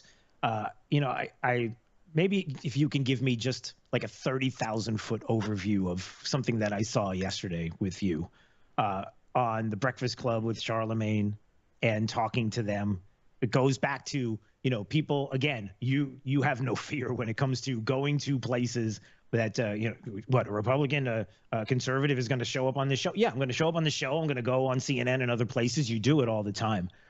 It was brilliant, basically, your takedown of some of them when it comes to the facts, and you presented them with the receipts of some of the evidence of what Kamala Harris was doing at the time when she was the deciding vote on the Inflation Reduction Act, and all of the things that you talked to them about. I guess the 30,000-foot question I ask is, when you go onto a show like that, are you changing minds? Do you feel like anybody's mind's being changed? Do you feel like they're listening to you? What is that like there? Yeah, I think you are. Like, going on those shows is really not about the hosts. It's about the people who listen. Breakfast Club is one of the largest syndicated radio shows in the country, if not the largest. So you're touching people all over the place. I was in Atlanta yesterday before I got back to Southwest Florida last night, and I'm at the hotel. I'm taking the car out of the valet. The guy at the valet stand recognized me, black guy. I'm in Atlanta. He goes, "Hey, weren't you on the Breakfast Club?" I go, "Yeah." He goes, "Man, I got to tell you, that was really cool. Thanks for that." And so when you see stuff like that, there's a bunch of people. I talk about this somewhat. I have old college classmates that reach out to me. Man, their parents are reaching out to them saying, "I saw your classmate. I didn't know that." And so I think that what you end up doing when you do these shows, and it's combative, it's hard a lot of times to get your points across because they're too busy yelling or cutting you off, which happens all the time. But when you're able to break through with a key point, that does penetrate, it does resonate. And frankly, I just think people just want all the information. You can have Trump derangement syndrome if that's what you choose to have, but let people have information. So going on these other shows is about talking to those audiences, who don't listen to Real America's Voice. They don't watch Fox News. They don't listen to Florida's Voice. And so you have people out there who are in this country, very intelligent human beings. They're Americans. They love this country. They just don't hear a different point of view or another argument. And so I think the job, that Vivek is doing, I'm doing, JD is doing, Tulsi, RFKJ, and so many others, we're taking that argument to other places for people to hear it, and then they can make up their own minds. Yeah. All right, Congressman Byron Donald's joining us on Florida's Voice. All right, we got 30 seconds. I'm just going to make this real quick because it's just between me and you. It's kind of our dig with each other, and we put this out on the air, and we don't mind. Who's worse right now, the Giants or the Cowboys? Go. The Giants. Come on, man. Don't even do that. We just beat you. Okay. Well, with that. Okay. Well, all right. So just so everybody knows, I'm a Giants fan. He's a Cowboys fan. How that happened, I don't know. There's a history back there. He's going to have to come on one day and explain that. But I don't know. All right. So at the end of the year, who has the better record? The Cowboys. Okay. All right. Not like it matters, but we're going to have the better record. That's true. Okay. All right. We'll see. I'm just trying to have a little bit of fun with you. All right. I'll see you soon, okay? All the best. See you, Drew. All right. See you. You're listening to Florida's Voice with Drew Steele. Babes, what are you doing? What? I'm just mowing the lawn. No, it's blazing hot and dry out here. Don't you remember? Smokey Bear says. Avoid using power equipment when it's windy or dry. Where'd you learn this? Oh, it's on SmokeyBear.com with many other wildfire prevention tips. Right. Thanks, Honey Bear. Because remember, only you can prevent wildfires. Brought to you by the USDA Forest Service, your state forester, and the Ad Council. All right, son. Time to put out this campfire. Dad, we learned about this in school. Oh, did you now? Okay. What's first? Smokey Bear said to. First drown it with a bucket of water, then stir it with a shovel. Wow, you sound just like him. Then he said. If it's still warm, then do it again. Where can I learn all this? It's all on SmokeyBear.com with other wildfire prevention tips, because only you can prevent wildfires. Brought to you by the USDA Forest Service, your state forester, and the Ad Council. Are you prepared for an emergency or disaster? Because it's not a matter of if, but when. Don't find yourself saying, I'll trust water bottles and a flashlight to save the day, but I'll be proved wrong. With a tornado approaching, I'll realize that I like a wheelchair-accessible shelter. When the floodwaters rise, I'll be up in the attic with 20 cans of beans. It's a recipe for disaster. let's prepare so we all have a better story to tell. Get started at ready.gov/older adults. Brought to you by FEMA and the Ad Council. Are you prepared for an emergency or disaster? Because it's not a matter of if, but when. Don't find yourself saying, when the storm rolls in, my time to find a pet-friendly evacuation center will have run out. The scorching heat wave will leave me powerless to cool my insulin. I'll face a hurricane without meds. Now that's a tough pill to swallow. Let's prepare so we all have a better story to tell. Get started at ready.gov/older adults. Brought to you by FEMA and the Ad Council. Hi, I'm Ryan Blaney, a third-generation race car driver. And we dedicate a lot of our time to going as fast as possible. My grandpa Lou is the reason why my dad and I started racing, and I'm really proud to follow in his tracks. But when my grandpa was diagnosed with Alzheimer's, it was a very unexpected bump in the road for us. I've learned a lot on this journey with my grandpa Lou, and the memories of my grandpa will always be with me.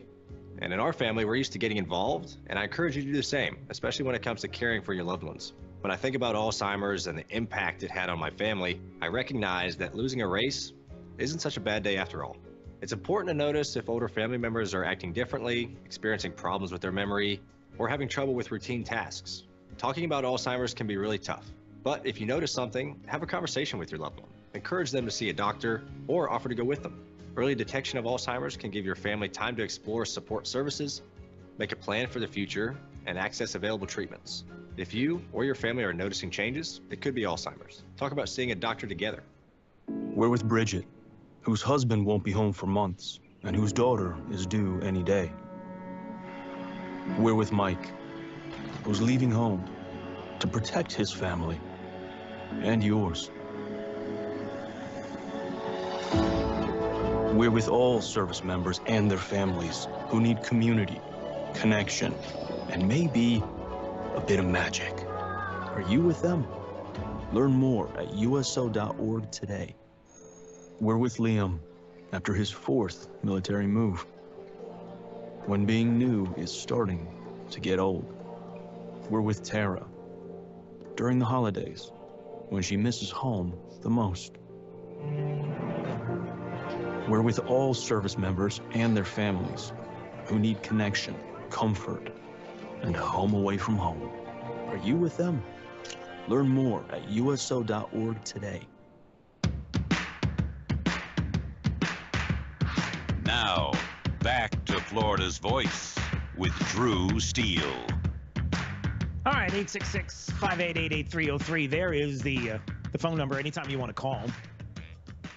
Anytime you want to listen, drewsteele.com, the website. Steele has 3 E's. You go there. We stream live each and every day. It is there anytime you want to listen and anytime you want to watch. You just go to flvoicenews.com, Florida's Voice, and there's a section there. You click, and boom, look at me. Here I am, that kind of thing.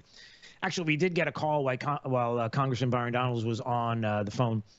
They wanted to talk about North Carolina, and they were concerned about how everybody's going to vote with all these towns being wiped out and underwater, and they're worried that as areas who voted for Trump, they're going to be forgotten, these battleground states. And, well, certainly the people there are not going to forget. They're going to hopefully put together the infrastructure needed to make sure that those in these devastated areas are going to be able to find an alternative way to vote. And if they haven't voted yet, obviously mail before the hurricane hit. Yeah, something that I brought out was that concern as well in these devastated areas, what they're going to do. The last thing, I think was it Evan Power? I think it was Big D. I think it was Evan Power who was on just the other day, and I might be wrong about this, but I think it was Evan Power who said, yeah, people are mobilized and they're energetic, and when you get hit in the devastation and you're trying to clean up and in these affected areas, there's a lot that they are dealing with. But, in the next few weeks, as we get closer to Election Day, they're so motivated for change. They're so motivated to make sure that Kamala Harris is not the next president. Sorry, I just threw up in my mouth. Hold on. She's not the next president of the United States. That they'll get out there. I think that's who that was. I may be mistaken, but yeah. So I think when you look at it that way, that's probably where we're going to be. And they're going to do everything they can, I'm sure, in the states and the municipalities to make sure that access is available and it gets done. So there's that. There's also this. Big D, I'll ask you this on the other side of the glass, Derek. Big D, are you worried about the port strike? Have you been thinking, oh man, I got to stock up on stuff because if this thing lasts, there's certain things I'm not going to be able to get? Have you been thinking about that at all? I'm in the process of thinking and following the situation. I'm not in the worry mode yet, but Okay. It's definitely something to keep on the back burner and keep an eye on. Yeah, I don't know why you'd be worried about anything when the head of the union says, Do you think when I go back for 90 days, those men are going to go to work on that pier? It's going to cost the companies money to pay their salaries. Well, they went from 30 moves an hour maybe to 8. They're going to be like this. Who's going to win here in the long run? You're better off sitting down and let's get a contract and let's move on with this world. And in today's world, I'll cripple you. Yeah, I'll cripple you. So that kind, nice man who is the head of the union there for the longshoremen said, I'll cripple you. Because of that, guess what's happening? Apparently, there's panic buying for toilet paper. Here we go again, Dave. The toilet paper. Have you been out? Have you noticed that the toilet paper's starting to head off the shelves? I go shopping on Sundays, so I'll take a look. Don't do it, okay? Nina says, I guess was it Nina that said that? She's texting me right now and said, yeah, she went to Sam's Club, I guess, and I guess was worried about some of the things coming off the shelf. They're saying, like, look, don't panic buy the toilet paper, because the toilet paper, I guess 90% of it now is in the U.S., Canada, and Mexico. It's not coming in through boats, not going to be on the shore. It's here, so don't do that. And don't do it anyway, because quite honestly, I haven't gone shopping yet. Me and Dee haven't gone shopping yet, so give us some time. Leave us some toilet paper. That's not a nice way to put it. All right. You're listening to Florida's Voice with Drew Steele. Some things on your ballot are complicated and some are simple, like Amendment 2, the right to fish and hunt. Amendment 2 is a bipartisan, common-sense measure supported by conservationists, environmentalists, and sportsmen as a humane way to manage Florida's wildlife, protect its natural resources, and promote environmental leadership. So whether you want to protect our environment or our traditions, Amendment 2 is for you. Remember, Amendment 2 is a bipartisan, common sense measure supported by conservationists, environmentalists, and sportsmen as a humane way to manage Florida's wildlife, protect its natural resources, and promote environmental leadership. If you want to protect our environment or our traditions, Amendment 2 is for you. Paid political advertisement paid for by Vote Yes on Amendment 2, 2640A, Mitcham Drive, Tallahassee, Florida, 32308. All right, coming up, stick around for the podcast. We got Anita Padilla in the Florida's Voice newsroom who's going to be joining us. And also, we are going to have a very important Amendment 2 discussion. You're going to want to stick around for that. Yes on 2. I'm telling you, it's very important. The right to hunt and fish. I'm telling you, you want to vote yes on 2. And we'll explain a lot of those details coming up in the podcast. You're listening to Florida's Voice with Drew Steele.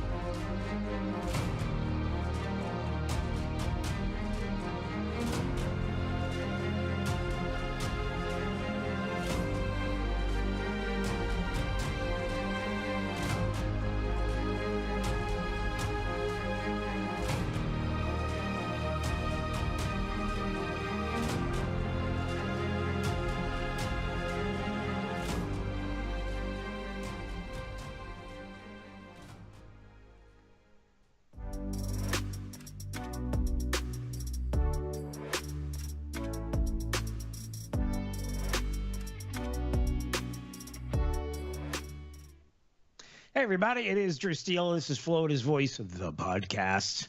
There, it says it right there on the Chiron, right at the bottom of the page, Florida's Voice, the podcast. If you're watching at FLVoiceNews.com, Florida's Voice, you can see the podcast unfold before your very eyes, or maybe you're just listening to it. We appreciate you joining us each and every day as we talk about a lot of the news here in the state of Florida and nationally, and we've got some great guests coming on today as well. Anita Padilla is joining us from the Florida Voice newsroom. It seems like she's a regular with me like this week. This is kind of nice. I get to see her each and every day, and she looks awesome. Fun, and it's been a good time. So first of all, how are you? I'm doing wonderful. Got the dogs walked to get them away from me right now and give them their treats. So everything is really great right now, and I'm having a good morning. It's all good. I don't mind it. Listen, it's a podcast. Having the dogs on the podcast, that's not a bad thing. It's okay. That's what happens. You got the dogs popping up. All things have somebody throws something at you. Your son is yelling at you for no reason. Keep it down. That's not me. I'm just saying. Oh my gosh. You know what? We all have lives, don't we? Yeah, exactly. That is the honest to God truth. One time I was on the air on a newscast, and my son calls me. I mean, that was common. My family would text me or whatever, but he calls me. And when you're a teenager, and when they're teenagers, nothing matters than what they're going to wear to school that day. And I am on the air, and he calls me and wants to know, what did you do with the pair of pants that were in the dryer? And I'm like, are you kidding me? But in that moment, that's all that matters to him. It's all about me when they're that age. It's true. It's true. I got to tell you, my whole life, up until the moment I was married, I never put anything in the dryer. I don't know why. No, I never put anything in the dryer. Yes. Okay. So, all right, my little inside Drew Steele baseball, and then we'll move on to important things because this is a ridiculous thing to talk about. For me, I always put things on a hanger. I always wanted to hang things and hang things dry. And I never, ever, ever use the dishwasher. My wife uses it all the time. I never use the dishwasher. I never, the dishwashing. So the dryer thing for me was, I think it's because I'm a little bit on the chubby side, and because I'm a little chubby, I don't like when my clothes shrink to. I hate that. When your blue jeans are tight, you just feel uncomfortable. Yeah. I hate that. You got to break them in. Yep, No, I'm not that guy. So totally understand that. So what, you do them damp, a little damp, and then you just took them right out of the washer and let them dry like that? Wash and you hang. Yep, and I just got to wait a day and let them dry. And then this way they're not so tight and around the waist and everything else, and stretching them out. I don't like. And then the dishwasher thing I don't understand, because in the time it would take for me to stack all the dishes and put everything in the dishwasher and do all the, I could have just washed it by hand. It would be done. And my wife's like, well, it's saving water, or I don't know. How is it saving water? Yeah. There's water working in the dish. I don't know. So I prefer. Let's go. Yeah, I prefer to do hand washing. And you know what? I feel it's kind of relaxing. I know that sounds crazy, but when the water is, in your hands and you're just, my mind wanders, and it gives me, and nobody bothers me. You know what? Nobody wants to do the dishes with me, so I'm doing them by myself. Nobody's talking to me. I can get into my thoughts. I can listen to a podcast, and nobody wants to be around me because they think I'm going to ask them to help me wash the dishes, and it's kind of nice. Yep, it's a good tip for the kids. Good tip. By the way, Big D, it's a good tip for you as one of the youngsters, as the Gen Z or Big D. It's a good thing to think about. Just forget about the dishwashers. If you don't want to talk to somebody, wash dishes, because you can put headphones on, and then it's I can't hear you over the water, and even vacuuming. Vacuuming that's another thing. If you you want alone time, vacuum. Your spouse or your significant other will love you for it. Yes, but they won't know. Oh boy, am I putting out too much?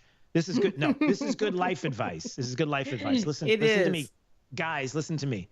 Your significant other, okay, sometimes you just need an escape, and you're like, whether it's because of them or the day or whatever, vacuum, put headphones on, you'll escape, listen to music or a podcast, and you will please your spouse at the same time. It's two things, brilliant. At once. I like it. I absolutely love it. All right. Well, that's not what we talk about today. No. We got a lot of news today. And you know what I want to talk about? I want to talk about this strike, the strike that's going on right now at all these different ports. And the timing of it all is just, it couldn't be worse, Right. And everybody is just getting strangled they're going to be strangled. It hasn't even, it started, but we haven't even begun to feel the impact of this. It's going to have ripple effects for everyone. And, yesterday the governor was talking about it, because there are ports in Jacksonville, Tampa, Miami, and he was asked about it. And Governor Ron DeSantis says, the federal government's got to get involved. But Joe Biden, only put out a statement yesterday, and all he said is he's urging the USMX. That's a group of foreign business owners. They collectively have representation through this USMX, and they're negotiating with the Longshoremen's Association, the International Longshoremen's Association. And all President Biden did was urge them to come to the table and present a fair offer to the workers of the union. And at this point, with the way things are, I don't know about you, but I think that with everything the way they are right now in North Carolina and Tennessee, you have to step in. And even if it's a 90-day cooling off period, and things are going to get done very slowly, because, there could be, we're here at work, but we got the blue flu, or we're going to do it real slowly. We're working. We're not really working. We're going to work really hard. But at least things are moving somewhat. And I just think you've got to step in. And I just don't know how bad is this going to get? So a couple of things come to mind. I played the audio of the head of the union and the Longshoremen's union, who was talking about, listen, you want to find out how important we are? I'll cripple you. When you say I'll cripple you, when you have a union who's telling people to strike and we're going to do it because we want to hurt the American people in the economic situation that we're in this country, and just before an election. You know, a couple of things come to mind. The first thing that comes to mind is in unions, I wonder how many people are Democrats. You can fill in that blank. Number one. Right. Number two. Right. If you're talking about crippling a country, I remember what Ronald Reagan did back in the day when they were concerned about traveling and air travel, and the concerns about crippling the country in the air and the movement of people and goods and what he did. And the idea is, if you're talking about crippling the nation, then maybe we should find some people that want to work and actually put the hours in and make a good living and not cripple the country. And if you want to sue and you want to do all kinds of things and you want to call them scabs and call them whatever, you could do whatever you want to do. But when you talk about crippling the country, we're in a different place, and it will. Yeah. And the fact that you're thinking that way is not good. That's number two. And then number three, you know, the thinking about what they do and how important their job is. And it's true when you see, you know, supply chain issues. That ultimately, that talk sparks what we talked about a little earlier, which is how many people are going out and panic buying toilet paper right now because of 2020. How many people are starting to panic? Right. All of the things that you see because of even just the discussion of this possibly happening. It's bad all around. You're right. Yeah. And then when you see on social media the images of this man's house, this mansion that he lives in, hey, you know, I'm all for people, you know, capitalism, people making money and doing their thing, but this man makes, I understand, $900,000 a year. The longshoremen on average make about 140,000, but he makes 900,000. And I've seen some of the images of his mansion and his Bentley. Apparently he has a Bentley too, but he's not hurting, and he is happy to be the mouthpiece, and, you know, his family's going to be okay. It's all of the other millions of families across America that, you know, that look like middle America, and they're going to be impacted by this. But you can't imagine that somebody like that, who talks like that, who lives like that, is going to have any empathy for anybody else. Yeah, I'm just telling you, my thoughts on this are one of two things happen.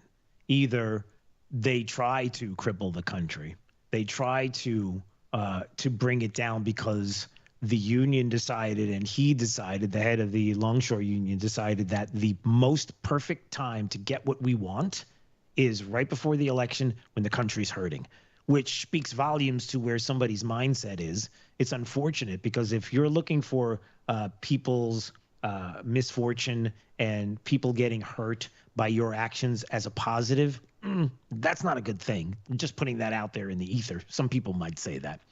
And then the second part is, what about someone comes along and saves the day, like Kamala Harris? What if this whole setup is she sides with the union? She's already said it in a tweet. You already have Joe Biden, who says he's siding with the union and the negotiations. So you know where they stand. What happens if this thing goes on for a couple of weeks? We start to, the news cycle is pushing and pushing and pushing and pushing how it's affecting Americans, how they're not getting the things that they need, how you're seeing the store shelves empty, not because it's already been through the chain, but because people are panic buying. So they give the illusion that things aren't showing up, when on the back end, things are still moving. It's just the people's panic buying that gives it the look of trouble. Right. And then a couple of weeks just before the election, Kamala Harris sits down and says, I got to get off the sideline and in the game. I'm going to get to this and help negotiate a deal. And all of a sudden, miraculously, it's like, oh, look at this. They got a deal. She did it. She did it. Right? I love that music. That's perfect. She did it. Oh my God. Magically, here she is. She did it. And because they need something. They do. You know? And it's not like they aren't getting, you know, I don't know all the particulars, but what we understand, according to the Longshoremen's Association, they are claiming that the USMX is continuing to block the path forward. On Tuesday, though, the USMX, that's the collective of owners, they said that they're offering them nearly a 50% wage increase, that it's more than any other recent union settlement, also addressing the inflation. But the union is demanding a $5 an hour increase in wages for each of the 6 years of this contract. So that's, and I'm sure there are other sticking points. And again, but again, Anita, and here's the other thing to remember about this. Number one, the thing that they brought up just the other day in the clip that I played was all about how the reporter was saying that the union said that they're struggling to make ends meet because of the economy and inflation. Well, welcome to 2024. We're all struggling. We're all going through this. Excuse me. We're all having the same. Why don't you vote for people that won't put you through this? You know, could you lay it at the hands or at the feet of Democrats who voted for all of this? That's something that people have to remember as well. Is that aspect of it? Is all of the talk of the numbers and negotiations and how I can't afford groceries right now, so we've got to make ends meet, you know, and then the automation part of it. From what I understand and what I've heard about automation and ports, the unfortunate reality is, like, we're one of the few countries that have as many people working ports the way we do, where automation reigns supreme across the globe. Yeah, there's a lot of automation that's going on. And the fear is, and this has been discussed, this has been talked about to me just the other day, and how the unions, people worry about the unions because, you know, you might have a situation where a person will show up to bring their truckload or take a truckload out of the port and get it on the road. And because of the union, you'll have a person who's got a barcode who will scan to get out of the shipyard. There's a person that's at a gate, and then there's a person that opens the gate. Now, let me ask you a question. You live in a gated community? Do you know how a gated community works? Have you seen gated communities lately? They got a dude who lives in Stog who's on a screen that you can't see, that you put the driver's license in, they check it from a remote location, and then the gate opens without a dude being there to open it. So the union from Pakistan says, so wherever. So the point is that even in your developments, even where you live locally here in the state of Florida, even if you live in a gated community, you know how this works. You can scan a code and a gate opens. You do it all the time to get into your community. The unions are demanding that a person be there to scan the code and a person be there to open the gate. 2 jobs that are not necessary, but the union says it is. And if you don't make sure that all of these things take place the way the union demands, then you have a situation like we have now, where you have people who are opening gates who are not making enough money to survive, and then it's part of the narrative that's out there. Like that, if that's true, and that's how it's been described to me, and put everything else aside for just a second, if that's true, and that's happening, don't you want to know about that? Doesn't that seem illogical? Like streamlining the business. Yeah, but you see, what happens is you need the bodies, you need the people, because the people need to be part of the union, and the union gets dues, and then the dues help to do whatever you do. I don't know. Bernie Sanders knows what you do. This is what you do. Right, whatever you do. The point is that all of that is something that has to be visited. Like, why is that happening? And because they got to make sure everybody gets paid so that they get paid in their dues, and they continue to keep everybody under their thumb. That's and listen, if you're a union employee and you like unions, okay. But I'm just asking, doesn't that seem like illogical? Like, some people might say, look at the example of technology, and how technology gets introduced and things go away. As soon as the vehicle, the car was introduced, and a horse and buggy is like introduced, and next thing you know, it's like, what are these people going to do? How are they going to survive? How is somebody who shoes a horse going to survive?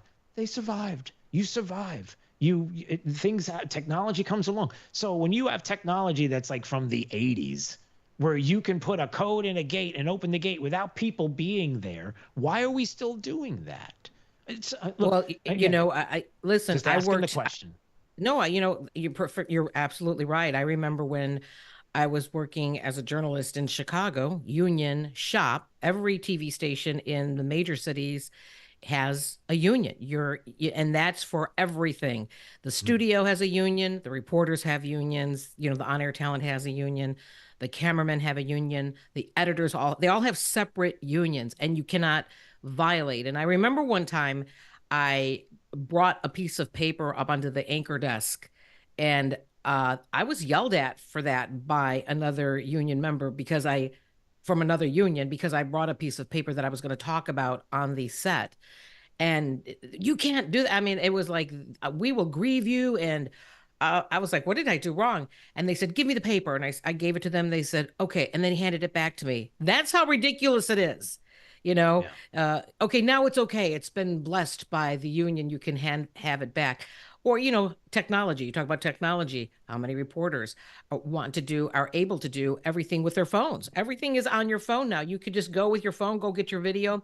And I remember when Facebook Live started coming out and I was out there shooting with my phone, some Facebook, and I had cameramen come up to me and they were mad at me, really mad at me, and said, what are you doing? You're making, you're taking a job away. I said, I'm not taking anybody's job away. This is social media. This is different. And this is the way of the future. This is what people are going to be doing. And this was like, this is when Facebook Live first started. How many years ago was that? Back in 2008, 2009, maybe 2011? And, people get very angry, but they don't want to see progress. And it is coming. It's going to happen. And they're just trying to, prolong it from happening. That's the union's goal. And there's a difference between progress and things moving forward, and you can't stop progress, and something that can replace a human being, and deciding that that's how you want to conduct your business based on your margin. Okay. And again, for all the lefties out there, that don't get this, we live in a world of margin. There are things you can and can't do. There are things as a business you can and can't do. And just so you understand, if you make things unaffordable to have a human being doing it, because let's just say, for example, if I'm going to throw out an imaginary, your union costs so much for me to employ that human being. Because I live in a world of margin, I have to find something else to do. And if there's a piece of automation that's going to do that job for less, I have to do it, because if I don't, then I don't have a company. And if I don't have a company, you don't have a job. It's just the reality of the world. There's nothing you can do. So yeah. Anyway, I hope they get it. Hope they get it resolved, and I hope that, right now with everything going on, because the stories that are coming out of North Carolina and Tennessee are apocalyptic, and it just very frightening to think that there is such a breakdown. And again, we've talked about this, depending on the federal government to get things done. That is a slow moving locomotive, and that is not, going very well. And, $750 does you no good if you can't access the funds, because you don't have power to power up your phone to access your funds, and there's nowhere to buy anything anyway. How does that doesn't help you. All right, Anita, I think Luke's almost ready to come on board, so we're going to say goodbye for the moment. That is Anita Padilla. She's in the Florida's Voice newsroom during the day. She's always doing something.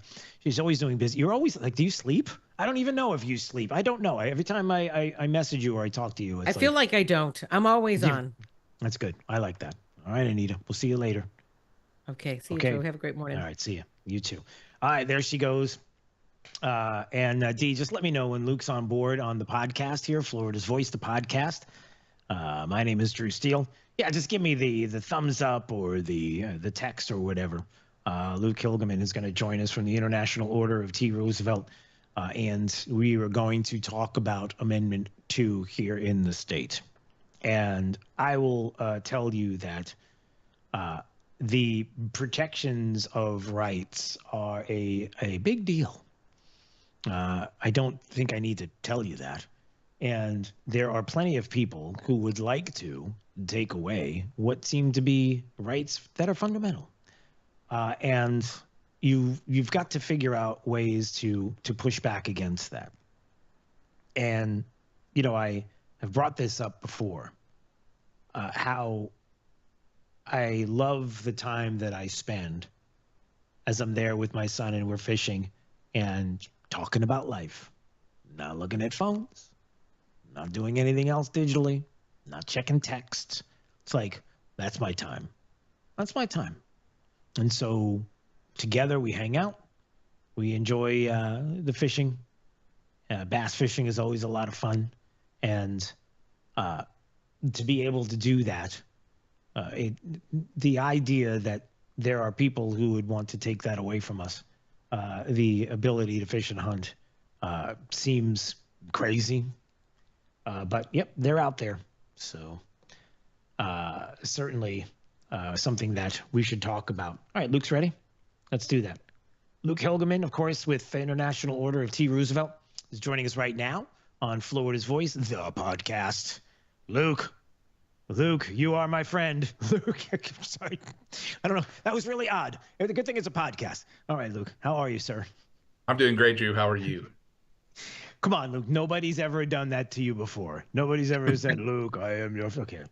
I figured. Pretty much weekly, and usually I've had friends call me and do it into a fan, Tommy Boy style. Yeah. Nope, it's weekly. I'm so sorry for that. I apologize. Now I'm going to start this by telling you I'm sorry. I apologize. I don't want to be part of the weekly installment of Luke, I am your father jokes that are towards you. That's horrible. All right, let's start over. Let's make believe like this didn't happen this way. All right, Luke. First of all, I was just talking about something that we've talked about before, and how much I love fishing with my son, and a big part of Amendment 2 and some of what we're going to get into in just a second, obviously, is, man, it's so cool to be out there with no phone, no texting, just a pole and your son or your buddies, and just talking in life. And boy, you want to get into the details of things that are going on in your world. You'd be surprised how much you'll really dig in when there's no phones or distractions. It's just except waiting for that hook to move, that line to move a little bit in the water. It is part of why all of this is so important, Yeah, no doubt about it, Drew. It's those moments that are some of the most cherished in life, especially for me. I go out and hunt and fish with my kids, and as you said, they're not constantly looking at their phones or connected to their screens. And that's when real conversations happen. You get to talk about things with them and understand what they're thinking about in life. And again, those are the things we're trying to protect with this amendment, is those cherished times between family, friends, and the outdoors. And it's the cool, clean, cleansing spirit of the outdoors that I think is really the essence of what we're trying to do here with Amendment 2. Yeah, and let's refresh people's memories in case they're not aware of this. Maybe they're tuning in for the first time. They're not even aware of Amendment 2 here in the state of Florida to begin with, let alone the details. Maybe let's refresh people's memory right now and tell them what it's all about. Yeah, so Amendment 2 will forever protect fishing and hunting rights in Florida by making it a constitutionally protected right. There are actually 24 states that have done this already, dating back to 1777. So this isn't a new thing. This is something that's actually been happening here in America over the last 100 years. And it's about making this a public right, ensuring that the threats against fishing and hunting that we've seen really crop up here in the last couple of years are not ever allowed onto the shores of Florida. And I think that's what we're fighting back against every day by putting this amendment out there. And this isn't a partisan issue. This passed the legislature 154-1. There was only one Democrat who voted against it at that time. And I think that's what we're seeing as we take this message all across Florida, that these rights deserve to be protected. And again, Florida is the fishing capital of the world. If we can't protect fishing here, where can we? And so I think that's the message that we want to convey to folks, is that this is a humane and natural way for us to manage Florida's wildlife and to protect these traditions against the incoming threats that we've seen pop up in states across the country. Yeah. Yeah, let me go to my I'm not really sure I know what I'm talking about, but I'm against Amendment 2 notes that are here. But wait, you can't tell me that there are people, I'm sorry, this is I'm being ridiculous right now. Because there are going to be people that are going to look at those anti-notes and say, come on, Luke, come on, Drew, stop it. Nobody's trying to take your rights away. This is something that's not necessary. You can't find me a place in the country where this is happening.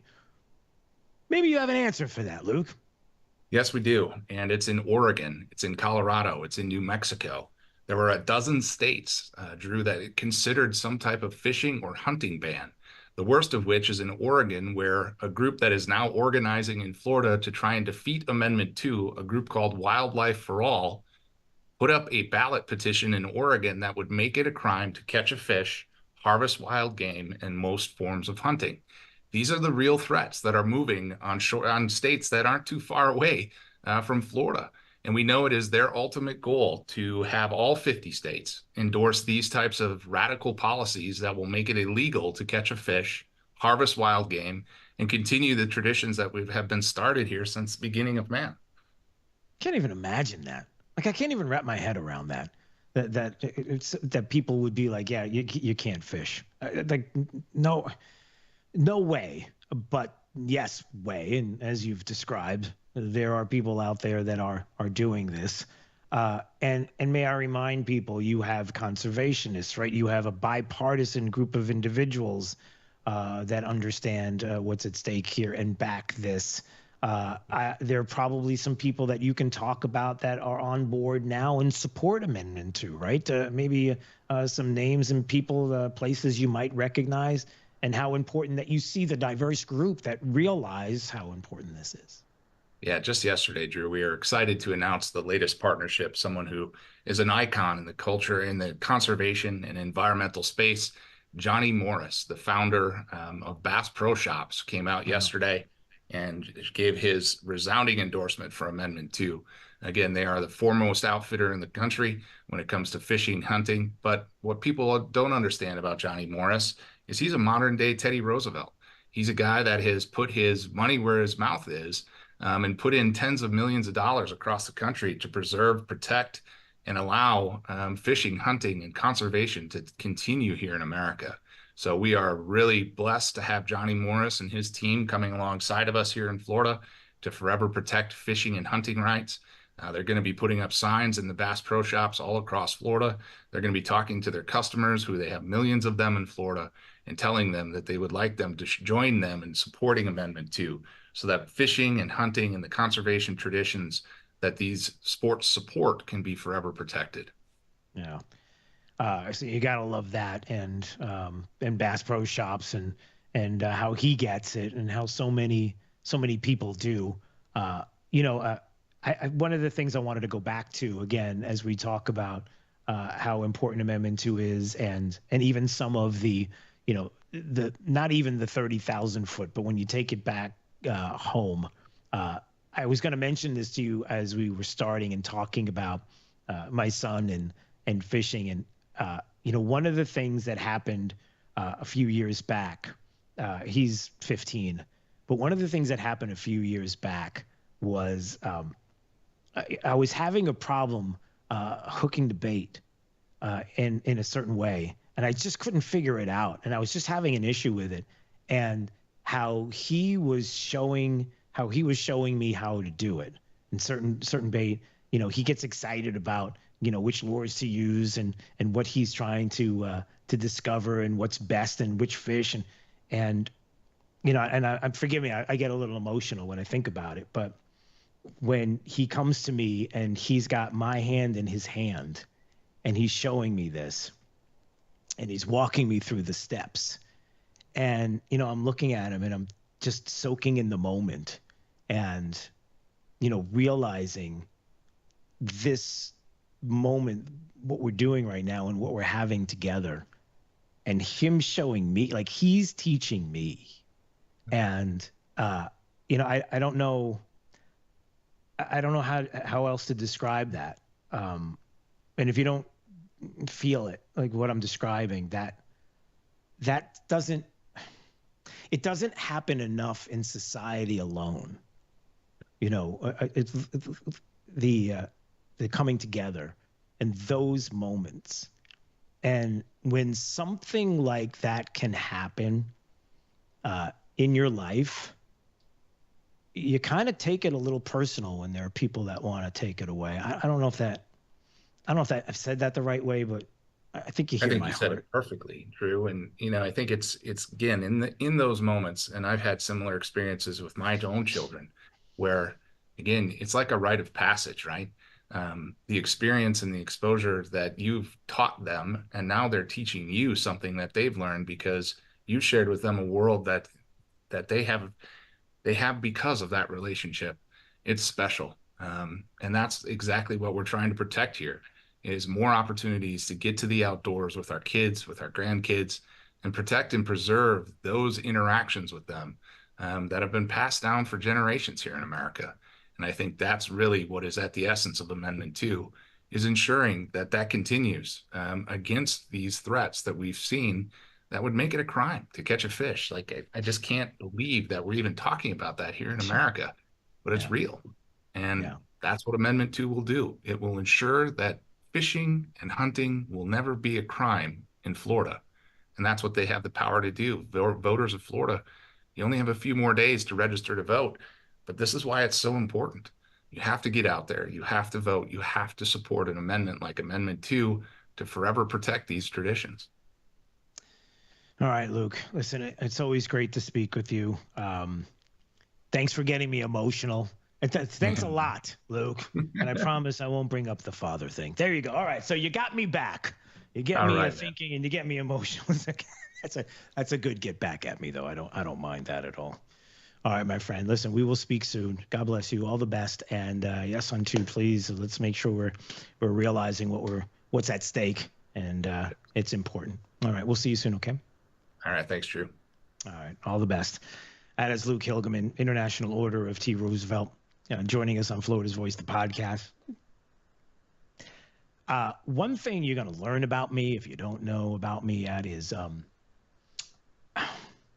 very George Bush-esque in that I get really emotional about stuff. I wear my emotions on my sleeve, and I don't mind.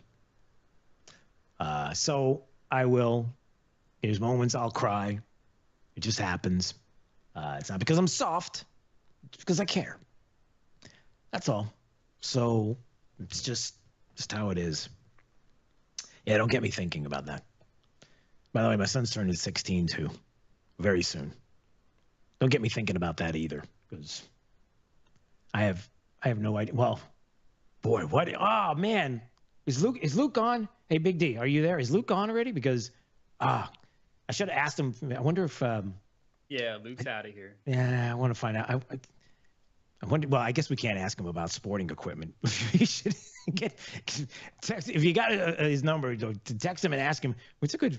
I need like a really good gift birthday present. Yeah, 16-year-old, loves fishing, loves hunting. I'm just wondering what the best thing to get would be. I don't know. So that's like his thing. That and golf. But yeah, I got to figure something out soon because it's right around the corner. It's actually next week. So that's all right. We'll get on it. All right. That's going to do it today for Florida's Voice, the podcast. My name is Drew Steele. His name is Big D. You can't see him, but you can hear him, like right now. Thanks for joining, everyone. Good. Thanks. That was your cue. And you did well. Okay. Little hesitation. We got to snap it up a little bit, but we'll work on it. All right. Have a great day. And we will see you soon.